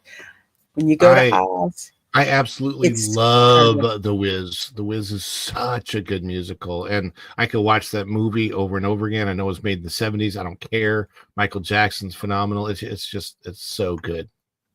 I saw that. Oh yeah, I believe that. Yeah, give me some earplugs and I have a question, and this is an important question. How much like his character in Thor Ragnarok, how much was the wizard like that character? They're the same actor, so close, but what would I say about Jeff Goldblum? He's got it down with being the wizard, although I will say the big, the animated head of the wizard look a lot more like Optimus Prime than the wizard. I'm just saying that's what I noticed, and I probably reused something from that. But either way, I think he did a very good job with his hesitance. If you know about what happens in Wicked, you'll understand why he's behaving the way that he is. And it's done perfectly. I mean, Jeff Goldblum, he was good as the eccentric wizard, who has no power yet has power, who has these big ideas and all of that. So I did like seeing him. I liked Michelle Yeoh's performance. I really did. And her wardrobe was killer too. Popped collars. I freaking loved that. But yes, he is. Yes, he is. But Jeff Goldblum, he was good. He was very, very good in this. So I enjoyed it. And yes, I couldn't believe it either, going Shogi. I kid you not. And I hated that G.I. Joe movie. As a G.I. Joe fan, I watched the cartoons. I collected the comic books regularly. I did not freaking like that movie. But this one. Which G.I. Joe movie? I think they, was it Retaliation? Either way, it wasn't the first one. After the first movie, I don't think you did that one. I dropped out of that franchise because G.I. Joe is basically supposed to be America, heck yeah. And they weren't doing that. They never combined. They were supposed to combine G.I. Joe and Transformers, and it still hasn't happened. They were supposed to, and that, then they wound up making Snake Eyes Asian, and Snake Eyes is not supposed to be Asian. That's part of his darn backstory. I'm still waiting for Thundercats live action. Retaliation. I freaking hated that movie. I did. I hated it. And yes, Solomon Thornton, I am a huge G.I. Joe fan. I've got so many G.I. Joe comics. I watched the cartoons religiously. Yeah, I knew the names of every, down to the minutia of them. That was one of my favorite ones to watch. He-Man, She-Ra, and then G.I. Joe. I didn't really watch the Thundercats. I would always catch the end of the Thundercats because that would come on before He-Man would come on. So I watched Space Ghosts back then. What was the other? I like He-Man and She-Ra. I hated G.I. Joe and I hated Transformers. I love Transformers.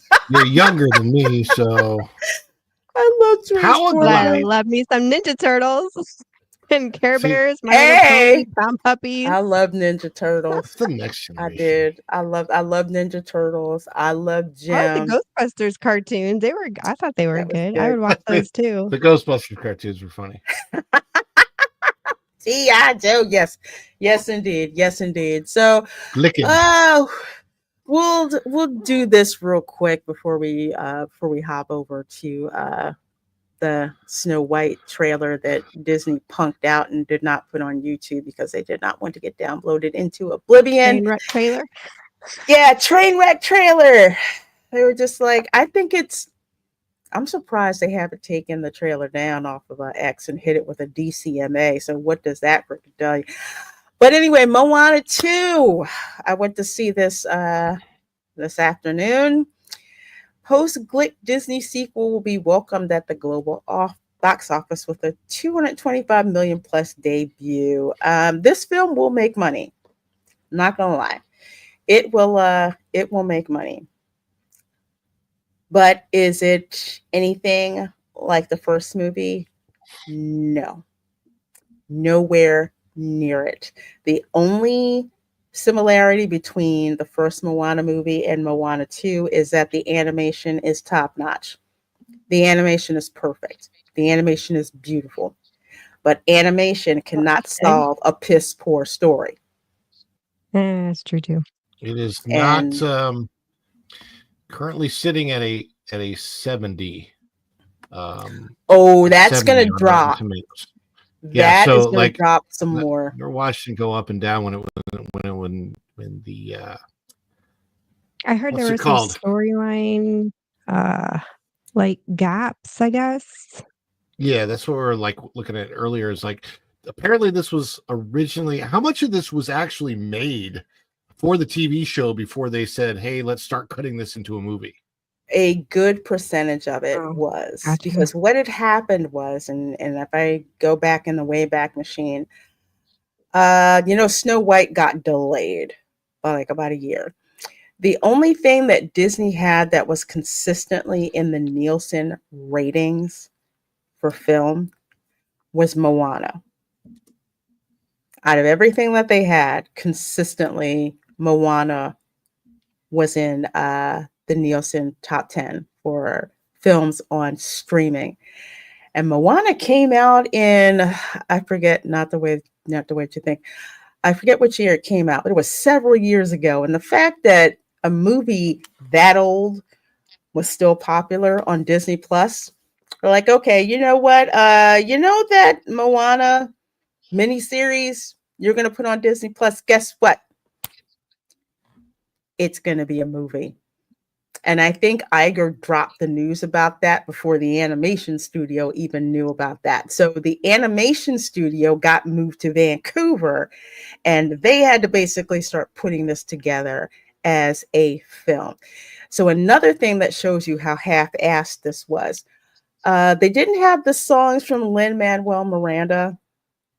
As much of an issue that I have with Lin-Manuel Miranda's scores, they tend to be too pop and too hip hop, which I don't like. It was perfect for Hamilton, but not really for these particular films. At least he's had experience scoring films, making songs for films. Do you know the duo that did the songs for this film are from TikTok? They're just TikTokers? They're just like, that's... Oh no, they're a songwriting duo. They've won a Grammy, but they were known on TikTok for writing the unofficial Bridgerton musical, which got them a Grammy for Best Musical Theater Album. This is who they picked. Now, this would be fine if it was a Disney Plus type of thing, but they made it a theatrical release instead. And the music, the songs are soulless. They are forgettable. They are boring. They're nowhere near the songs in the original. Yeah, nowhere near that. Nothing like You're Welcome. Well, all of the songs of the original are just fantastic. Like the Wayfinder song. That's amazing. So, but here's the thing about this. I will say this about this writing duo. Even if they were not experienced or whatever, it's not to say that they couldn't have had potential. This is one of those things where they took a chance, and this chance did not pay off well for Disney, and unfortunately it doesn't pay off well for a new creator team like this, who are now going to get scoured, and it's going to be very difficult for them to find work. So if they knew that they were biting off more than they could chew when they took this, they probably should have declined. And that's the challenge there. If they really felt that they were up to the task and they weren't, well, it's going to be a career ender for them, a career ender before the career starts. So, or if it's even worse, that it's just like, well, we're making it into a feature film, and you're just going to have to do it. It's just sad. And that's very unfair.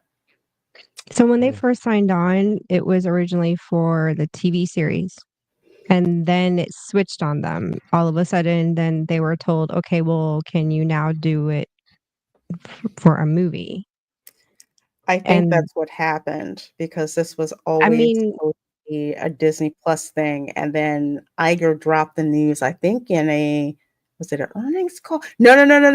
I don't think it was an earnings call. I think it was in the shareholder meeting that he dropped the news about this. I mean, that's kind of a huge bomb to drop on somebody. And I'm wondering if they felt pressured and just kind of said, oh, okay, probably were in over their heads, but they didn't have a choice. I don't want to rip on them too bad, because they were asked to make such a switch. And then did they throw this movie together in 6 months? So they didn't have a lot of time to come up with, that's a tall order. I'm sorry. That's a really tall order, especially for people that aren't experienced. In a way, Disney didn't really do them a favor. No. And I will say this. When you, go ahead, Ron. Well, I was just going to say, I've watched all the marketing for this, watched the trailers and everything. And the one thing that I could not understand is who the antagonist is. I don't know if the antagonist is presented in the marketing or not. And as somebody who is going to want to be compelled to go see a movie, I kind of want to know what's the conflict going to be, what's the story Yep, I'm the going same to way. be. And there's nothing compelling in the marketing to tell me, hey, I want to go see how Moana is going to grow, what she's going to get out of this. All I've seen are some jokes about, hey, this time I have bacon and eggs. What is it she's supposed to overcome? Because I'm the same way. If I don't really catch that in an ad, then you kind of lost me, and I just kind of the interest really isn't there.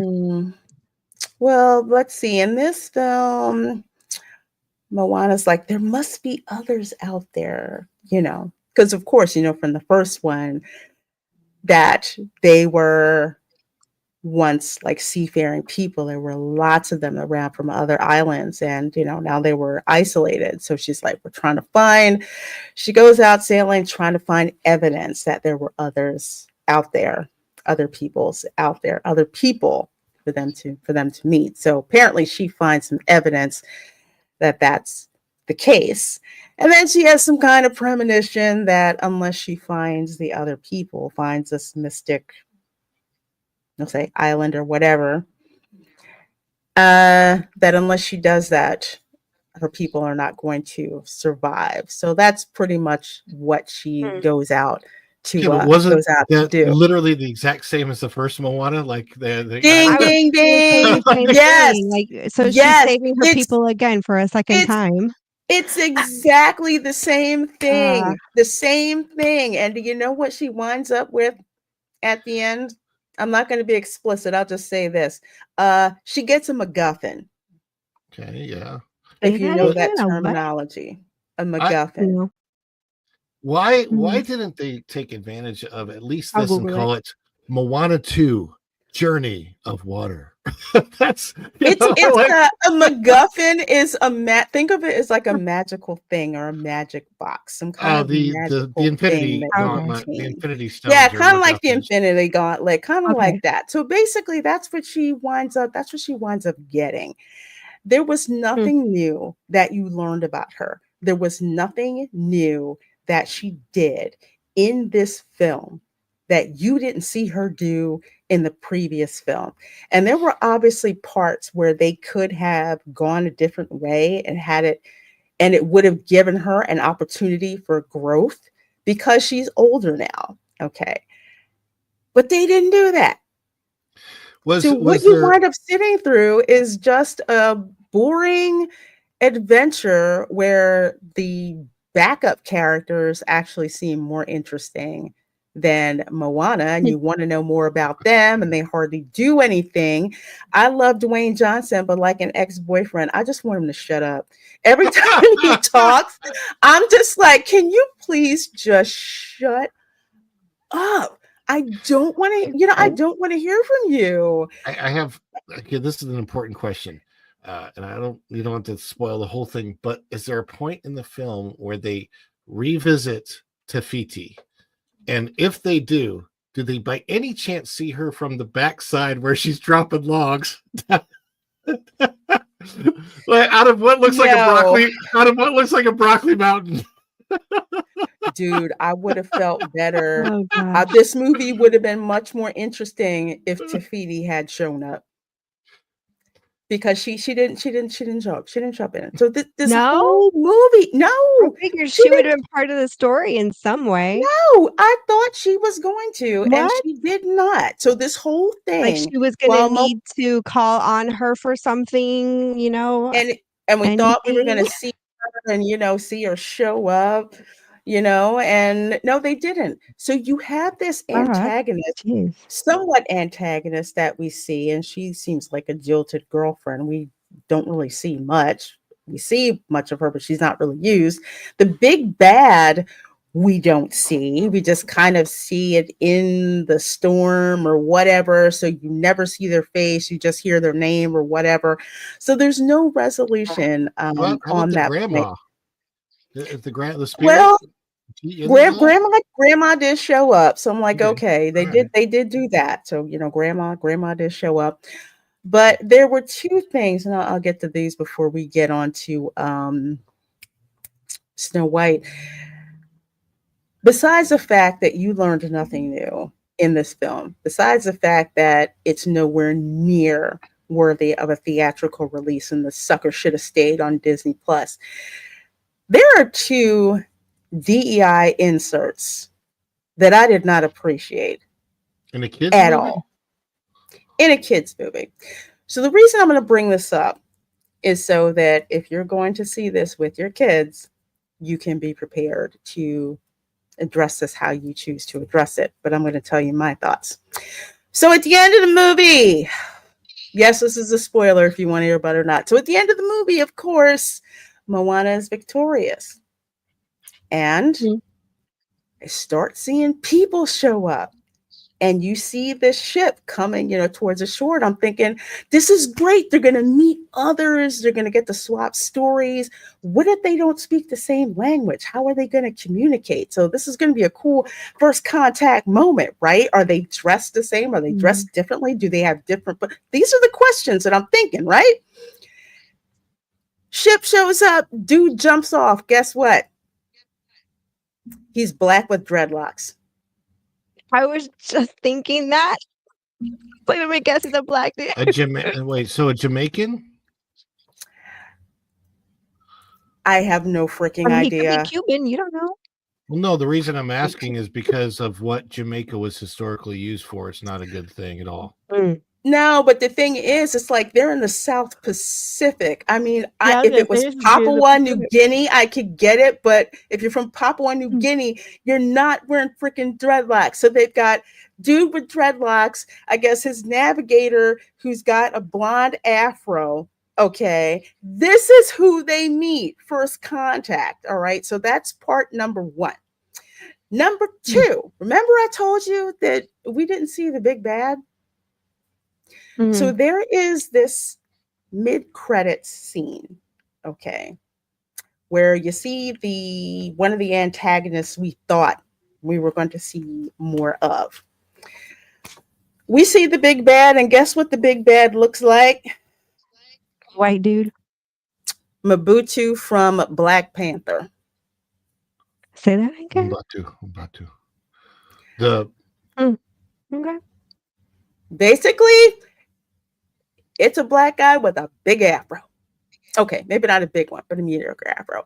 But I'm just like, is this what you do for an animated film set in Polynesia? Okay, And they tacked this on with a giveaway for a trip to go to Walt Disney World to stay in the Polynesian Tower. We're talking about Polynesia. And this is what you do?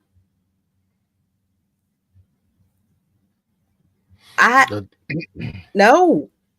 I'm like, no. That took me out of it. And I'm just it would have made sense if they might have been Asian characters, for example, because that part of the world you have an Asian draw there. But exactly, really if they were sense. Asian, no, it's like Africa, if they were Asian, if they were from Papua New Guinea, because they are very dark skinned there. It's like a mixture of African and Asian. So they have a distinctive look. I could have gone with that, but then again, they would have just looked like all the rest of them look there. So I was looking for something of a first contact moment that would have fed into that thing of being an explorer when you're going out and you're meeting the unknown and you're meeting people you don't know. And it's pretty obvious with that region of the world that you would expect them to look the same, but have different characteristics. Like their boat, their dress, like the eyes a bit more slanted, something like that. Maybe the outfit's a little different, like their culture, what they wear. Maybe they're a little greener and their tails are a little thicker because they have to swim through water. But no, wait, that's Avatar. Even in Avatar, they had to go to, the water people, and they were, they had different markings, they had different customs. That made sense. But this, that's what I'm saying. If they were only slightly different, it would make sense. Exactly. But it's like you do that and you take everything out. And now you make the big bad. Now, apparently he looks like he rolled straight out of Wakanda. I'm like, no. So y'all get F's for that. But this film will make money. Like I say, there's money is tight for people right now. So if this movie will make money, people will go because it's a nice family movie to go and watch. You just have to decide, do you want to pay the money for the 4, 5, 6 family members to go? And that's going to add up. So if you want to go, my suggestion is go during the cheapest showing that you can go to, or just save your money and wait for Sonic 3, honestly, because this is a disgrace. Disney should have given you a better product, especially during these times, and they didn't. Well, I mean, this is par for the course right now. If you look at what they did with Tiana, of course, there was no Princess and the Frog 2, but you look at her ride. Her ride she wasn't given her own proper ride. They didn't put a lot of thought in it. They said, well, we need a virtue signal, so we're going to change Splash Mountain.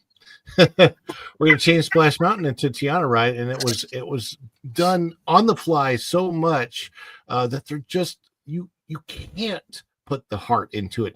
When I go on Tiana's now, what makes me sad is not so much that this used to be Splash Mountain. That's part of it. It's a big part of it, but a bigger part of it is I like the Princess and the Frog. I thought Evangeline is a great song and some of the other stuff from it. And I'm like, I want this to be a proper Princess and the Frog ride. And it's just not. I just feel like I'm maybe getting a log flume through the Rainforest Cafe. That's what it feels like to me. And it's not nearly as good as what it was. And a proper Tiana ride with the restaurant, and you float past the restaurant, you smell the beignets cooking, and it could have been amazing.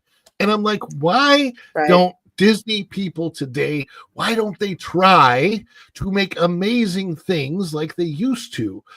The problem, people always say, why are you so critical of Disney? Well, it's because Disney set their own precedent, and their precedent was pretty freaking high for decades. For 9 decades, their precedent was huge.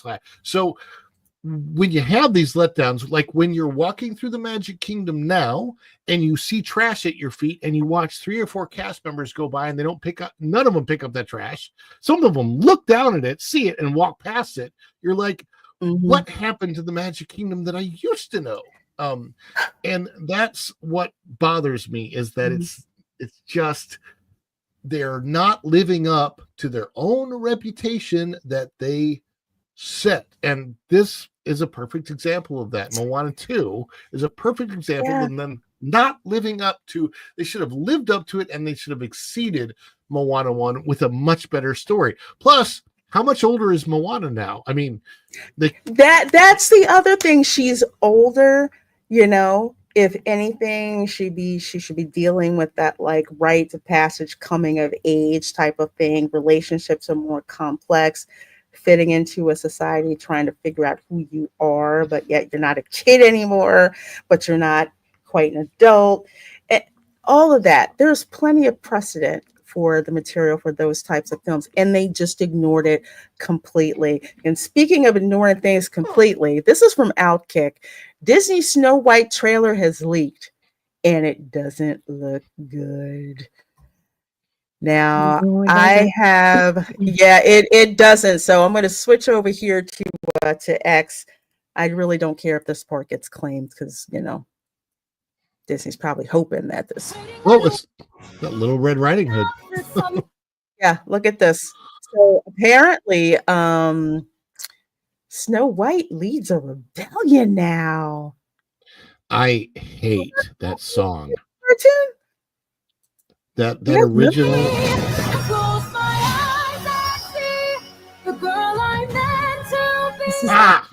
What? I hate that. It's just, that's not Snow White. That's not the character. No, it's not. It's I don't know who the hell that's supposed to be. I mean, it's just it's Snow White, the warrior princess. Yes. I don't know what. I'm gonna free all the people. It's not. She's not Katniss Everdeen. I mean, come on. It's like. I'm back. Can I just say how much I love Gal Gadot? Oh yeah, I mean, she nailed it. Can I just say that because she looks so hot? She looks Unfortunately, fabulous. her co-star is oof. When You did just Snow can't get White? past that. I'm sorry. You guys remember Snow White riding a horse? I don't remember Snow White riding. Anyone else notice that the old hag she's blah, blah. She is CGI. I thought maybe she wasn't. I thought they actually put Gal Gadot in some makeup because it. No, it looked like she was CGI to me. She might be. I could be wrong, but to me it looked animated. It kind of it could be CGI just with her. You know how they do the combo mapping. Yeah, so they probably did like a combo of both. Like they mapped her face and then used the CGI to morph her into an old woman. You know what makes me really sick though is the dwarves. Yeah. I can't get the look on her face.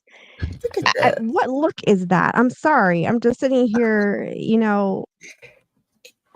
It's not the look. Snow White. She had a very sweet, welcoming demeanor to her, and I don't know what this is. She also did not have a belty voice. I mean, Snow White had a very, very particular high soprano voice and a little trill and those things. So I know that voice annoys people, but some people, but that voice is very, very particular to the character of Snow White, and it existed for a reason. And to me, this version of Snow White is just dishonoring Walt's original version. Are they going to retrain the Snow White face characters at Disney, and are they going to start showing this? They don't do that. Because they don't sing. They mostly just have the voice and the mannerisms. Oh, well, they better not. An attitude, you know what I mean? They better not. No, yeah. When you see, so for example, the live action or the bell that you meet when you go to a Disney park is the animated bell, but like in real life. And the same thing with most of the characters, there is a version of the live action Little Mermaid who is different, who you can go meet, who there's never a line for. Lorena's probably walked back there. I've walked back there. I'd go check when I'm in Hollywood Studios, and I'm like, is anybody back here? Because the meet and greet's still there. It's still there, and you go back, and you're like, by now been phased out. The park can be maxed out completely full, and you go back to that meet and greet, and nobody's in line for it. And I'm like, I feel bad for whoever that person is, that cast member that's playing that role, because there's just not a whole lot of people that want to meet that particular version of Ariel. And there was nothing like, I don't think the movie was horrible. It was not necessary. It was like, it's just weird. No, it wasn't necessary. It's confusing. I mean, it's like when you go and you look at like the merchandise now that's out, even in Target, it's like there's Black Ariel from the Disney Junior show, and then there's the Ariel we know. It's like, which one is it? And it introduces this confusion that isn't even necessary at all. But with Snow White, I do know you can meet her in the pavilion in Germany. She's always over, she's always over there. And oh my gosh, she's amazing. I've taken video of people when they go over there and they meet her, and they better not change. I don't think they'll change. The other, you can also meet her in Magic Kingdom when you first walk in and you go straight to the right. That little, whatever that area is there, that little alcove. The princess Storytale Princess Fair. Either way, they got rid of the Snow White Scary Adventures attraction for that, which is why it annoys me. Yeah, it's just right when you first walk into the Magic Kingdom on the right side, if you're going on the stroller side, and with the Tony's, where Tony's town so restaurant, like right in front of the hat, in front of the hat store where you can get your hats embroidered. That's that little outside area there. Is where Snow White, and sometimes I've actually seen Mulan meet there too. So they have different princesses come in and meet in those areas. But the point is, in the parks, it's always a live person who is representing the animated version of the characters. And I don't think they'll change that, because the whole point is that, you're wanting it's the youngest of Mine Train. Yes, it was. Yes. That was on purpose. That boring ass Mine Train ride that's not even worth your time. Yes, they put it in the. I think it's cute. I enjoy it. I just wish it were longer, but I think it's a fun ride. That was Xander's first roller coaster, but he was 2, so don't have to be big to ride it. I just didn't. It felt like parts of the story were missing, and then again, ignore me. I'm a weirdo. I have that Imagineer brain where sometimes I tend to overthink things, but it's like I'm riding. I'm just like, there's something missing. It's missing, not. And I'm like, I can't put my finger on it. Like Snow White's Scary Adventures, everything flowed. Everything was a good ride. It went through the story, and it wasn't scary. The thing with the Mine Train is it's supposed to have this effect, like the cars roll back and forth like this over the track. Yeah, I think that was supposed to have a bigger effect on the rider than it actually does, and that's kind of the problem with it. Oh God, she's so smug. I can't with this. I know. Snow White was never smug. She was very. She's regal. She was very. There's a line. I know you're not playing the audio, but I think it's right after this where the Queen looks at her and goes, "I don't remember you being so opinionated." And I'm like, yes. I'm rooting for the Queen. I'm rooting for the Queen. That's right. You stupid little. I'm so team evil Queen in this one. And that's how I know when I don't like a film, when they do this, when I'm rooting for the antagonist. But look at Gal Gadot, man. Look at her face. She's like, oh my gosh, she's perfect. So good. Let me see. I think I'll play this part because I think it's less than 7 seconds. I really don't remember you being this opinionated. She looks so good. You little freaking love snotty. I know. See, like I'm thinking, we all Love agree it. with her. We all feel Yes. like that. Makes you wonder if she enjoyed delivering that line.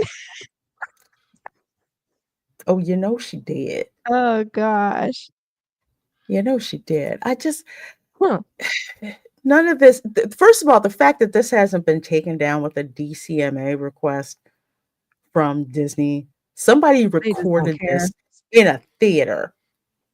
Okay, a bootleg Mhm. video. Usually this stuff gets taken down and zapped into the fandom zone right away. But no, not this one. Although I love That's that what I told mirror. Christian too. Oh my god, the mirror, all of I have to say it'll be hard for me to not want to go see this because of Gal Gadot. Like I really want to. That is the main want to see reason I her want to win. see it. Internal fight. I want to see Gal feel like, Gadot win. I ooh. want to see her defeat Snow White. Like, is there a way I can see it without paying for it? Oh, there are ways. Well, there are ways. there are ways. There are ways. I won't get into the ways. There are ways. I'm sorry. We saw this magic mirror in Shrek. I'm just saying. Every time I see that, I think of magic mirror in Shrek. The one in Shrek. Ooh. Or it's the one in Shrek looks like the one from Disney. Yeah, on purpose. Thanks to Jeffrey Katzenberg. This room, her. Look oh at my that god, outfit! Oh, she's gorgeous. That I may have to freaking cosplay this at Dragon Con. I mean, look how beautiful that dress is. It's just like it's elegant. Dress, the headgear, the smoke around her. Oh my gosh, that is freaking gorgeous. I love that. Freaking smug. Who is that guy? Who's the white guy? Because I think the black guy is going to be the swords of the huntsman. I think He's the huntsman. I don't remember the huntsman. I don't remember the huntsman being black. Look, this is what I don't really care about. If you're gonna race swap, you need to drop somebody in there with a big name. Idris Elba as the huntsman. Yes, pretty much. Yes. But who's the guy that doesn't? Is that the prince? Is that the prince? Because I don't remember the prince having a whole. I think the prince. I think it's the Why prince. does he look like he's dressed in rags? I don't think it's a prince. I love her. I love Gal Gadot's outfit. Look at the tailoring and that. It looks so good. It's oh my gosh. It's like if they did a Maleficent outfit, like down with every single. Is that Snow White's castle they used, or did they use a different castle? They made a different version. That's not. Did they? That's not the. It's not the original. Like that castle doesn't really look like the Snow White's castle from the Snow White movie. I don't think. Yeah. So no, I meant like in the when you see the Disney logo with the thing going over. Oh, okay. Sometimes I mean, you would think they would use. Yeah, that's not. Oh no, that's Cinderella's castle. Yeah, that's pretty much the one they've always. Disney, come on. They always use Cinderella's before. Sometimes they'll switch it up a little bit. Oh, dang it. I did not want to turn on. Maybe that's the castle, right? Your own movie. Iconic princess movie. Jeez. So look at her nails. I love this. It's just like a sweet child. Which property wasn't there a property where the magic mirror used to be the Aladdin's genie? Was that there was that what was the TV series? Once Upon a Time, I think they did some weird things. Oh, yeah. I didn't watch it, but I heard good things about it. I haven't watched it all the way through because they lost me when they started doing Frozen stuff, but the first 2 seasons were really good. Yeah, that's the huntsman. Huntsman's brother, man. on March 21st. And here's like, okay, the animals, the CGI again looks hideous. I don't. What kind of a cartoon weird turtle was that? I don't know. But then the insult is the dwarfs. How do you have? Oh yeah, we're gonna get to them. We're gonna get to them. Peter Dinklage is responsible. He should be. He screwed the pooch on that one. Peter Dinklage should be hated by the dwarf community. He just knocked 7 like little people out of work, because that's a very specialized casting, and it's not like it's a huge community for that, but the ones that are kind of recognize them. So usually if it's like, hey, you need a mythical short person, guess what? We already have, so and so and such and such and whatever. Do they at least have any other little people do the voiceovers? That's a good question. I mean, at the very least, something, I mean. I don't think they did, because Disney was just, we're going to do these magical creatures type of things. Oh, first of all, why is she in the back? Okay. So when she first came into the cottage, maybe not. When she first came into the cottage, there were 3 chairs at the table. And then there were 3 bowls of porridge. Wait a second, we're mixing up myths here. Those little bears with Goldilocks. Goldilocks. This chair is just right. And then here they come. Oh my gosh, they look that is nightmare fuel. Not yet.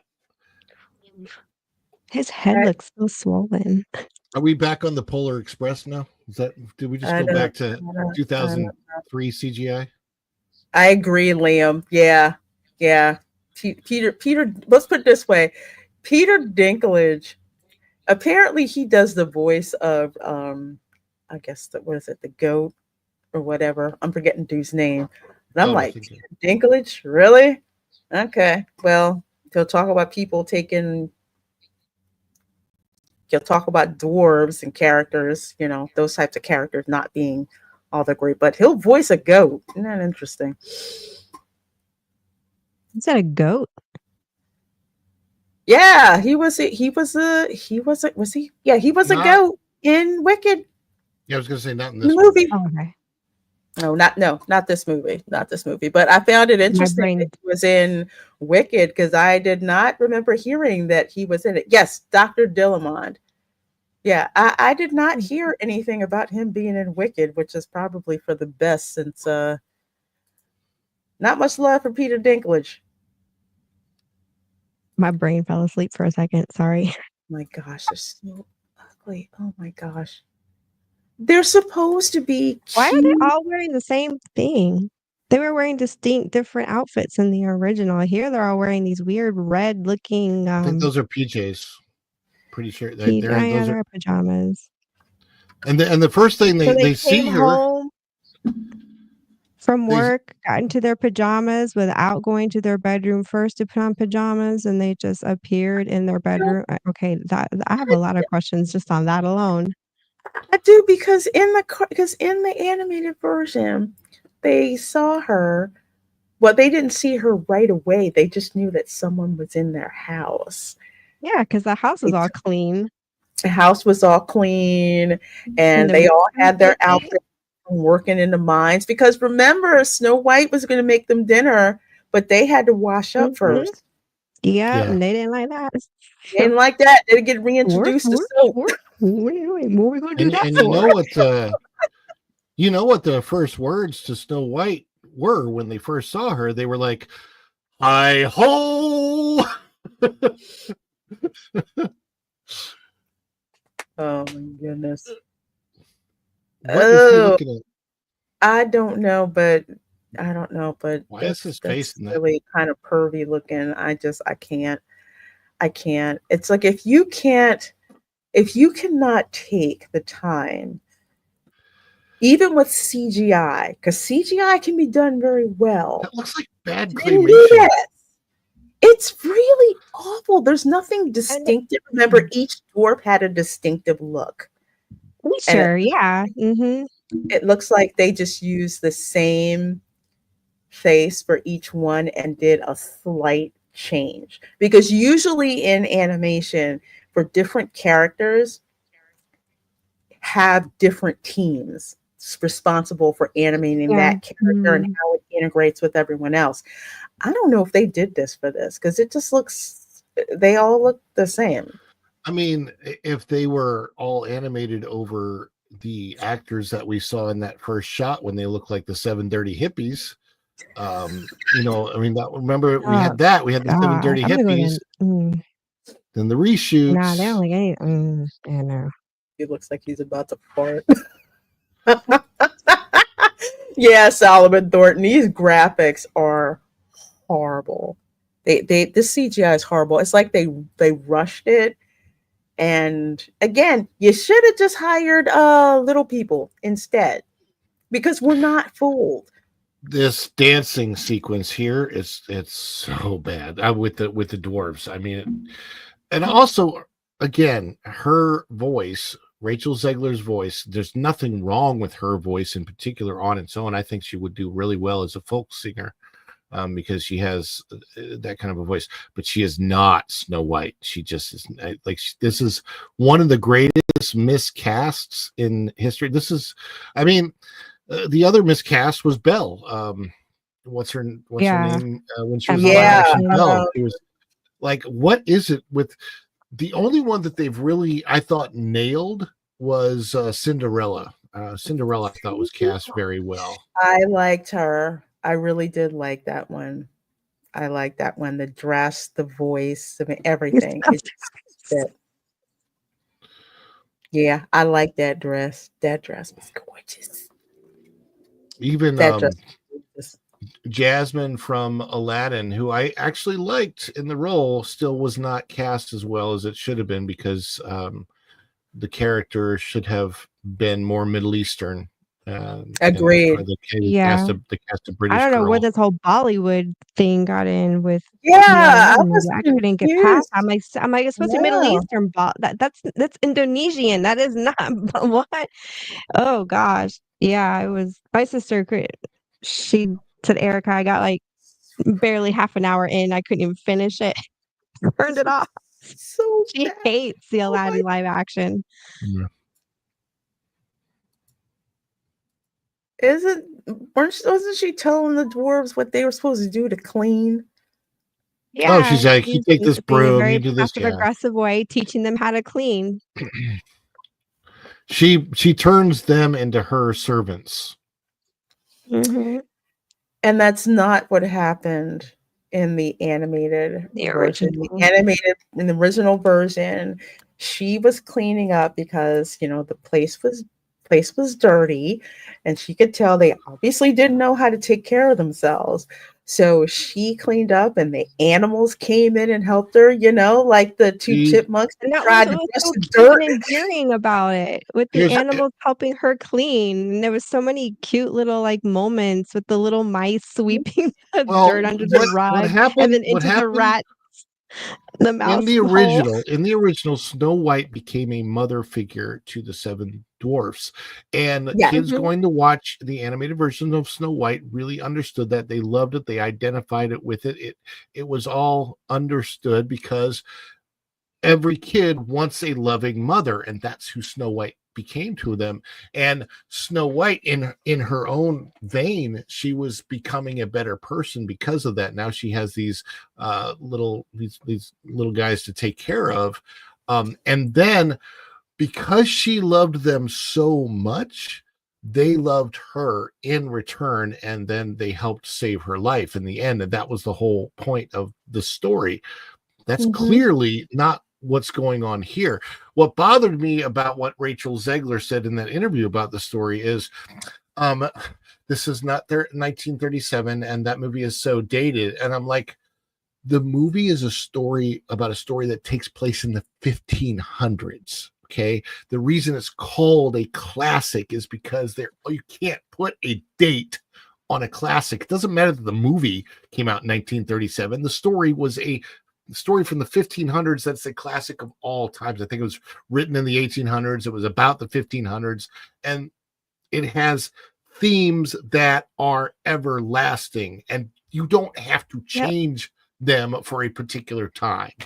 No, there's a reason why the Brothers Grimm stories have been popular for so many centuries. As a matter of fact, I have them. I one of the best scores I ever made at a thrift store. I got like the hardbound version of like Grimm's fairy tales, Hans Christian Andersen, all of those. There's a reason why those stories are so beloved and have been, staples of fairy tales that kids have learned since grade school. There's a reason there's a reason for that. And this just no. Again, who is this movie for? Because it's not for those of us who've grown up watching the Snow White animation. It's not even for those of us who saw Snow White, the jokes that they made in Shrek. Okay. And the reason why those jokes are funny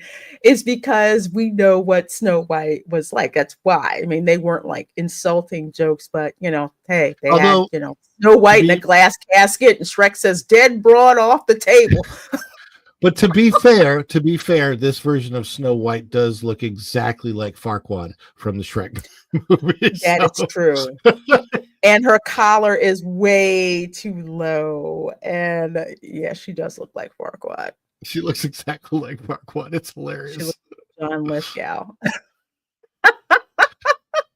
You know what? It's generic. I mean, look at how haughty she looks. That is not how Snow White is. Well, Snow White wasn't leading a freaking rebellion. I mean, yeah, she looks like Katniss. This looks like Katniss Everdeen, except without the ponytail. But it's a generic princess warrior movie with a Snow White overlay. That's what this is. I would have to agree with that. It's not actually Snow White. Oh my gosh. I would agree. I wonder if Spielberg teed this up. Because remember, she was in that remake of That Nobody Asked For of West Side Story. That was Steven Spielberg's passion project. Because I don't, of all the people to cast, why her? And considering what worse, like the movie's bad enough, alone, and then add, her mouth to it. It just puts it over the top. The funny thing Had is, she kept her mouth shut to begin with, maybe the conversation would be a little different. My understanding too is that there's actually at least two other actresses that were high up in the running for this, and both of them were all Latina, if I remember correctly, like if I read that correctly. Yeah, it's and here's sorry, go ahead, Erica. I'll let you talk before I say something. I would say there's a misconception that Hispanics that were, all olive toned, and we're not. Oh, no. Like if you've ever seen a novela, there are Mexicans that have blonde hair, blue eyes, and they're very fair skinned. We come in every color of the I hate using the rainbow, but I mean, that's true. I have a cousin who's got blonde hair, and she's very fair skinned. My sister and I were actually very fair skinned, very fair skinned. When we were younger, we had more the olive tone, but as we've gotten older, we've actually gotten lighter. And I get we're only half Hispanic too, but I mean, still, they could have still casted a Latina, I'm not gonna, but they didn't go deep enough. I'm sorry. It's not about the way she looks. Anyways, I don't think it's about the way she looks. It's about her overall character. She does not portray Snow White as Snow White is known. She's got a chip on her shoulder the entire time she's acting, and it comes through. She's got an attitude. It shows. She's oh gosh, Like I just this. want to shake her through the screen. No, this particular screenshot right here that is on the screen, that is not a Snow That's White not Snow White. action. That's not a Snow White Nope. action. Screaming, like yelling, and that joyful glee, and it's nothing wrong with that action for some other character. It's just that does not resonate Snow White. That doesn't make any sense. It doesn't. And just to kind of add to the discussion, because, and I've talked about this a couple of times. It's like on my mother's side of the family, they're all Afro-Latina. Latino is an it's an ethnicity. It is not a quote unquote racial classification.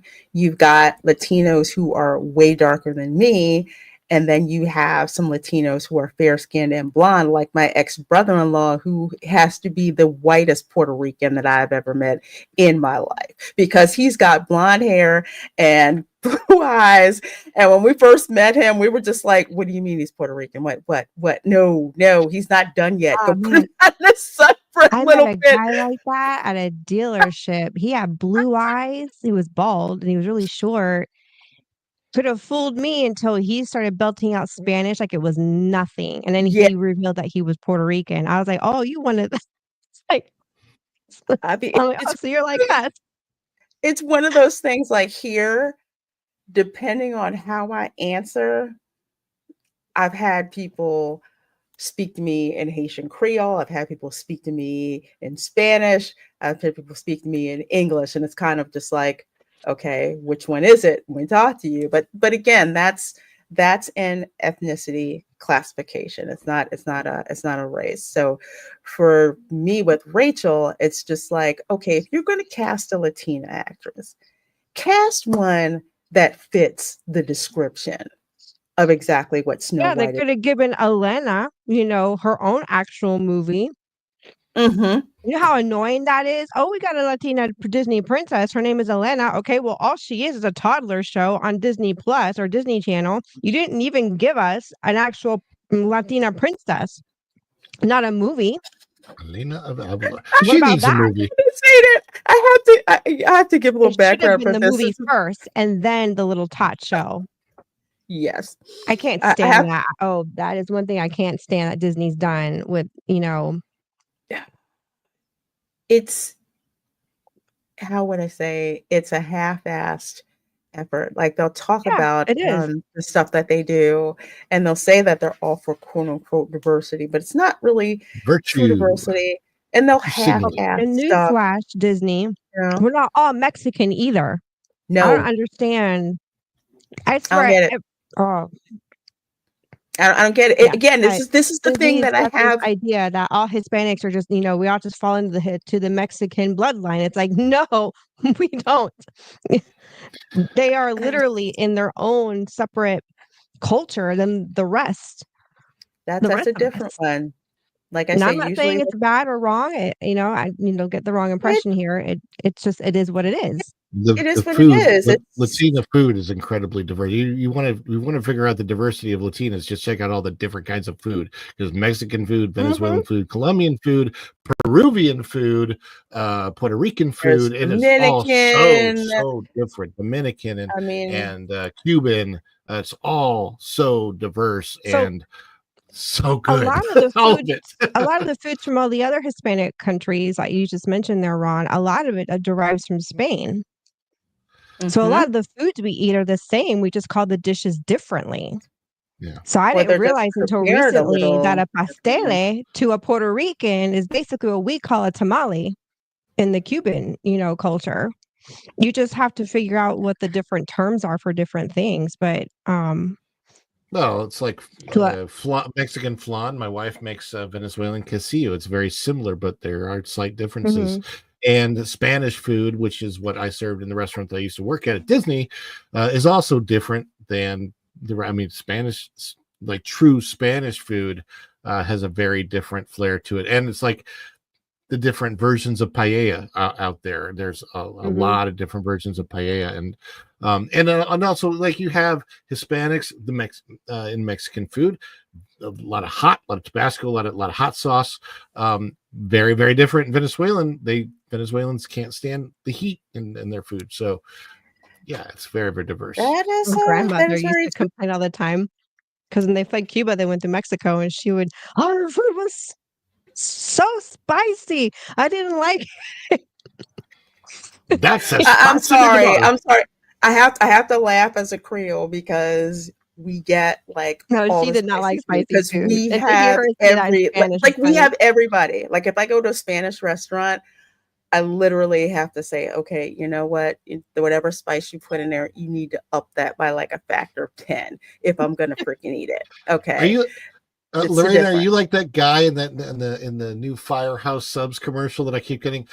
Excuse me, but where's your hot sauce bar? Oh, well, Firehouse Subs has it 14. That's the commercial I keep getting in all my YouTube ads, and I'm like, okay, I don't even know what that means. But Yeah, like, let's I put want it all the this hot way. sauce. My aunt, okay, she is notorious for bringing a bottle of hot sauce with her to restaurants, because sometimes when she goes, the food is not that good. She will pull out a bottle of hot sauce and she will put it like on there.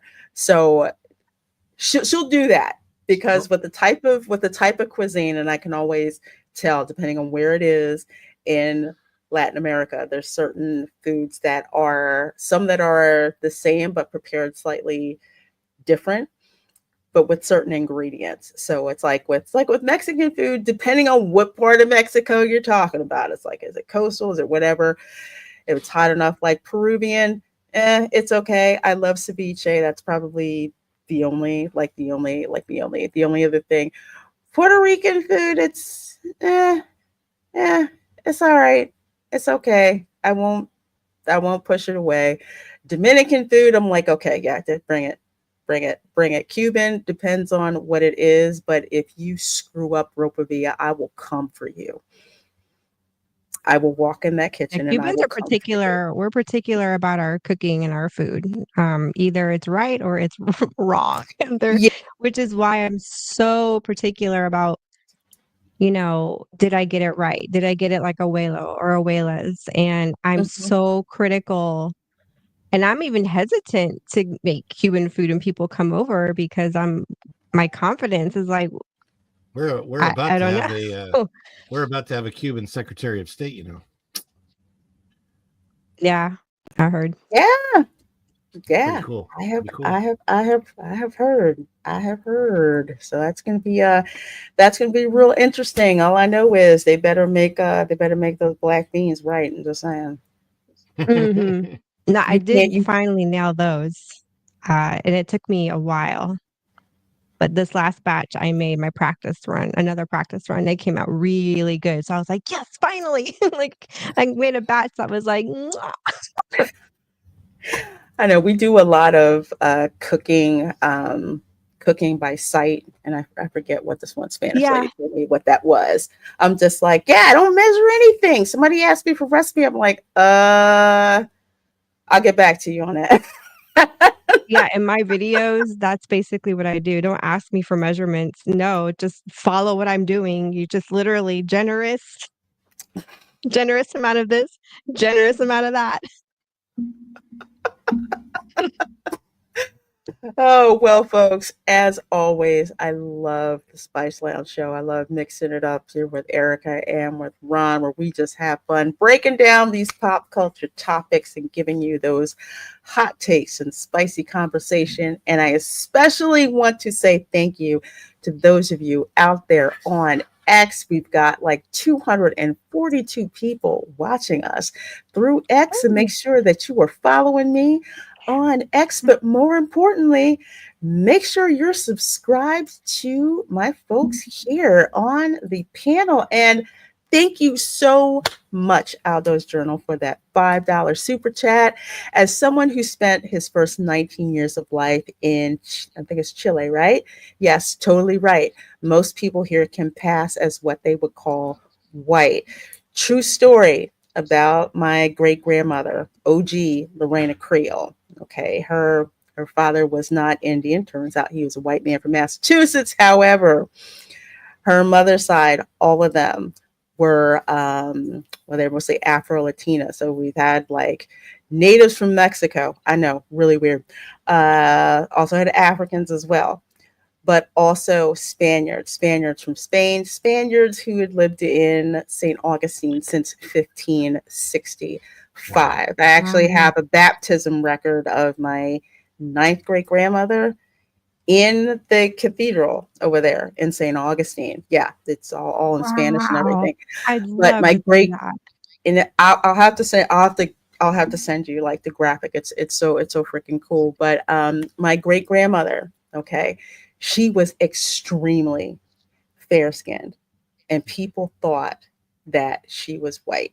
And she would tell me some of the things that white people would say around her when they thought that she was white. So you really cannot go by what people look like. But that was interesting. In Louisiana, we call it passe blanc, and English is passing for white. So you never know. One day I will break down my whole ethnic background, because sometimes I swear the DNA tests are lying, but they've been triple checked and they're all true. So thank you for that $5 super chat, Aldo's Journal. Sure do appreciate that. Thank you so very much. Let's see.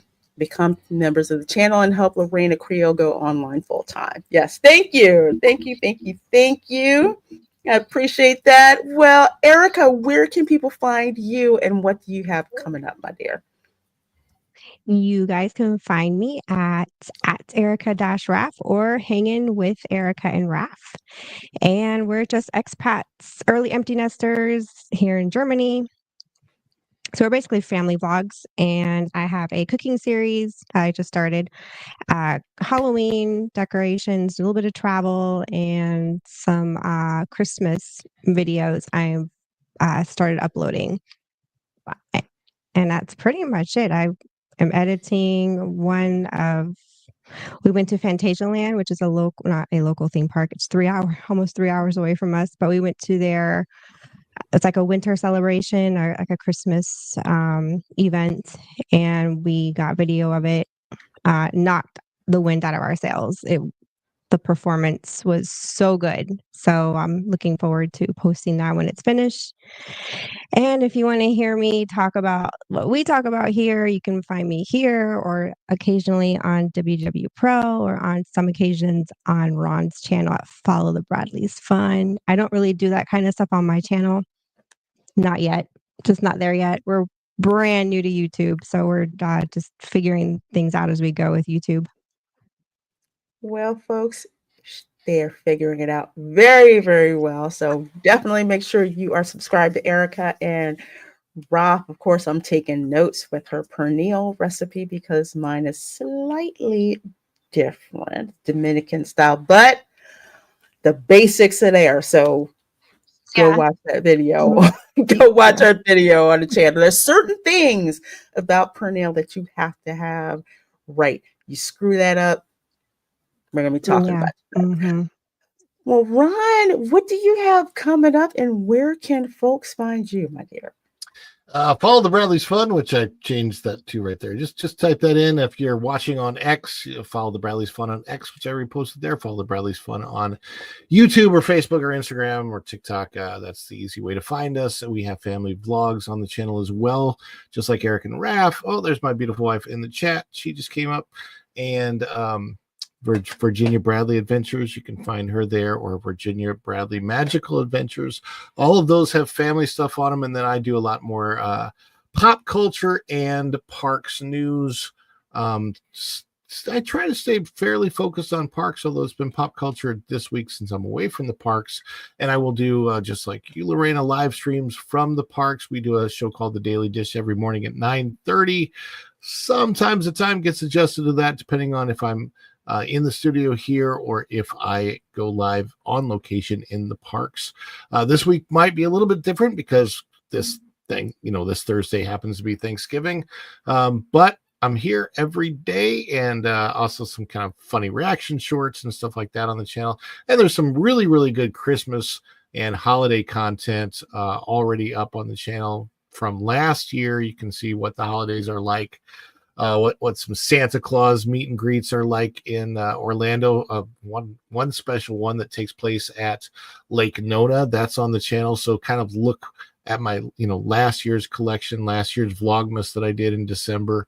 A lot of good things there. So and if you're decorating the Christmas tree or making a meal or something like that, I've got couple of different videos where you can just throw them up on YouTube and listen to Christmas music and watch Magic Kingdom snowing stuff in the background. So quite a few things. Just look up Follow the Bradley's Fun on YouTube. Subscribe. Awesome. Yes, the link is in the description box of the video. So please do subscribe. And apparently I'll be going over to T3PO right after this too. So Oh, okay. I haven't checked Slack, so I. Aldo's Journal, another $5 super chat. Thank you so very much. I appreciate that, my dear. Says, and now acting in acting college in US. Everyone telling me how I should identify racially, LOL, even if I don't have an ounce of Chilean roots, LOL. Ignore those people. I mean, it's like they're always trying to cast you in a category. And I have a sensitivity to this because my brother-in-law is right. My nieces and nephews are biracial. So a lot of times we have to have conversations with them because people are just like, well, what are you? What do you identify as or whatever? Because I have a niece and a nephew where they obviously look like they have African ancestry. The youngest niece, she looks white. She really does. So it's just like, you know what? No one forces you to identify as anything. You identify with what you want to identify with. As a matter of fact, for Christmas, I've got white Santa, black Santa, camo Santa. I have got I love collecting. So I have Santas in every black, white ones, gnomes, all that, everything. Because I love the holidays. So Florida Santa too. Yes. Yeah. As a matter of fact, I have to connect with Tom because apparently Linda's got a Florida Santa for me. So I need that one. Florida Santa, and I need a Sniper Santa. Actually, that's what I need. Yes. Santa? United Santa's Adventure. That's Disney's fault because when they would have the gingerbread house at the Grand Floridian, they would have like all these different Santas around.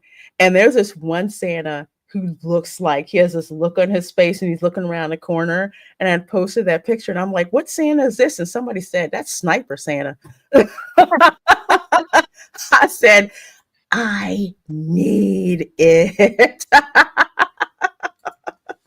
That's in the mail unless you're going to be around this weekend. No, not going to be around this weekend. So yeah, I will let you guys know when it gets here. Thank you so much. I'm looking forward to that.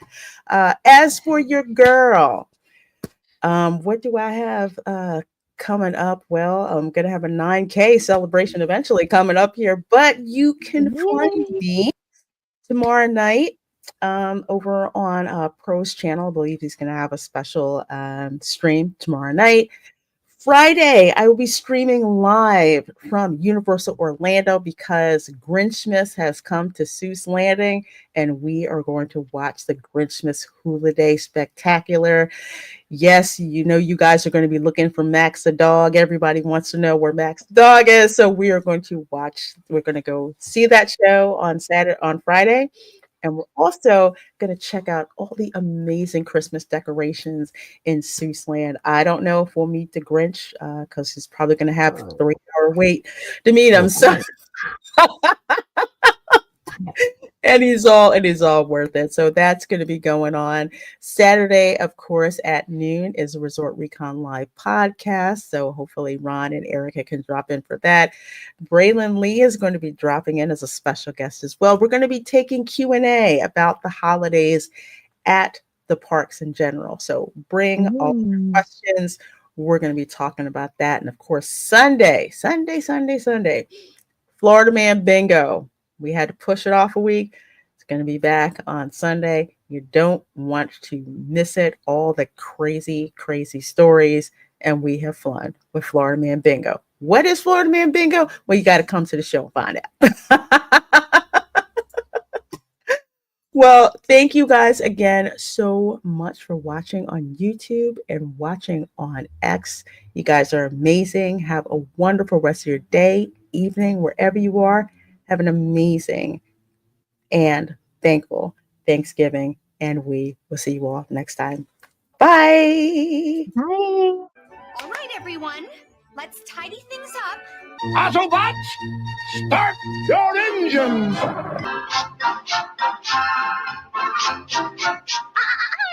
Not under the rug. We'll keep singing without fail, otherwise we'd spoil it. Ready, Prime? Let's roll. Hosing down the garbage pail and scrubbing up the toilet. Ooh.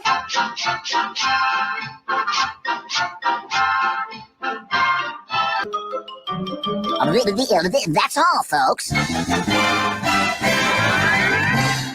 You're still here. It's over. Go home.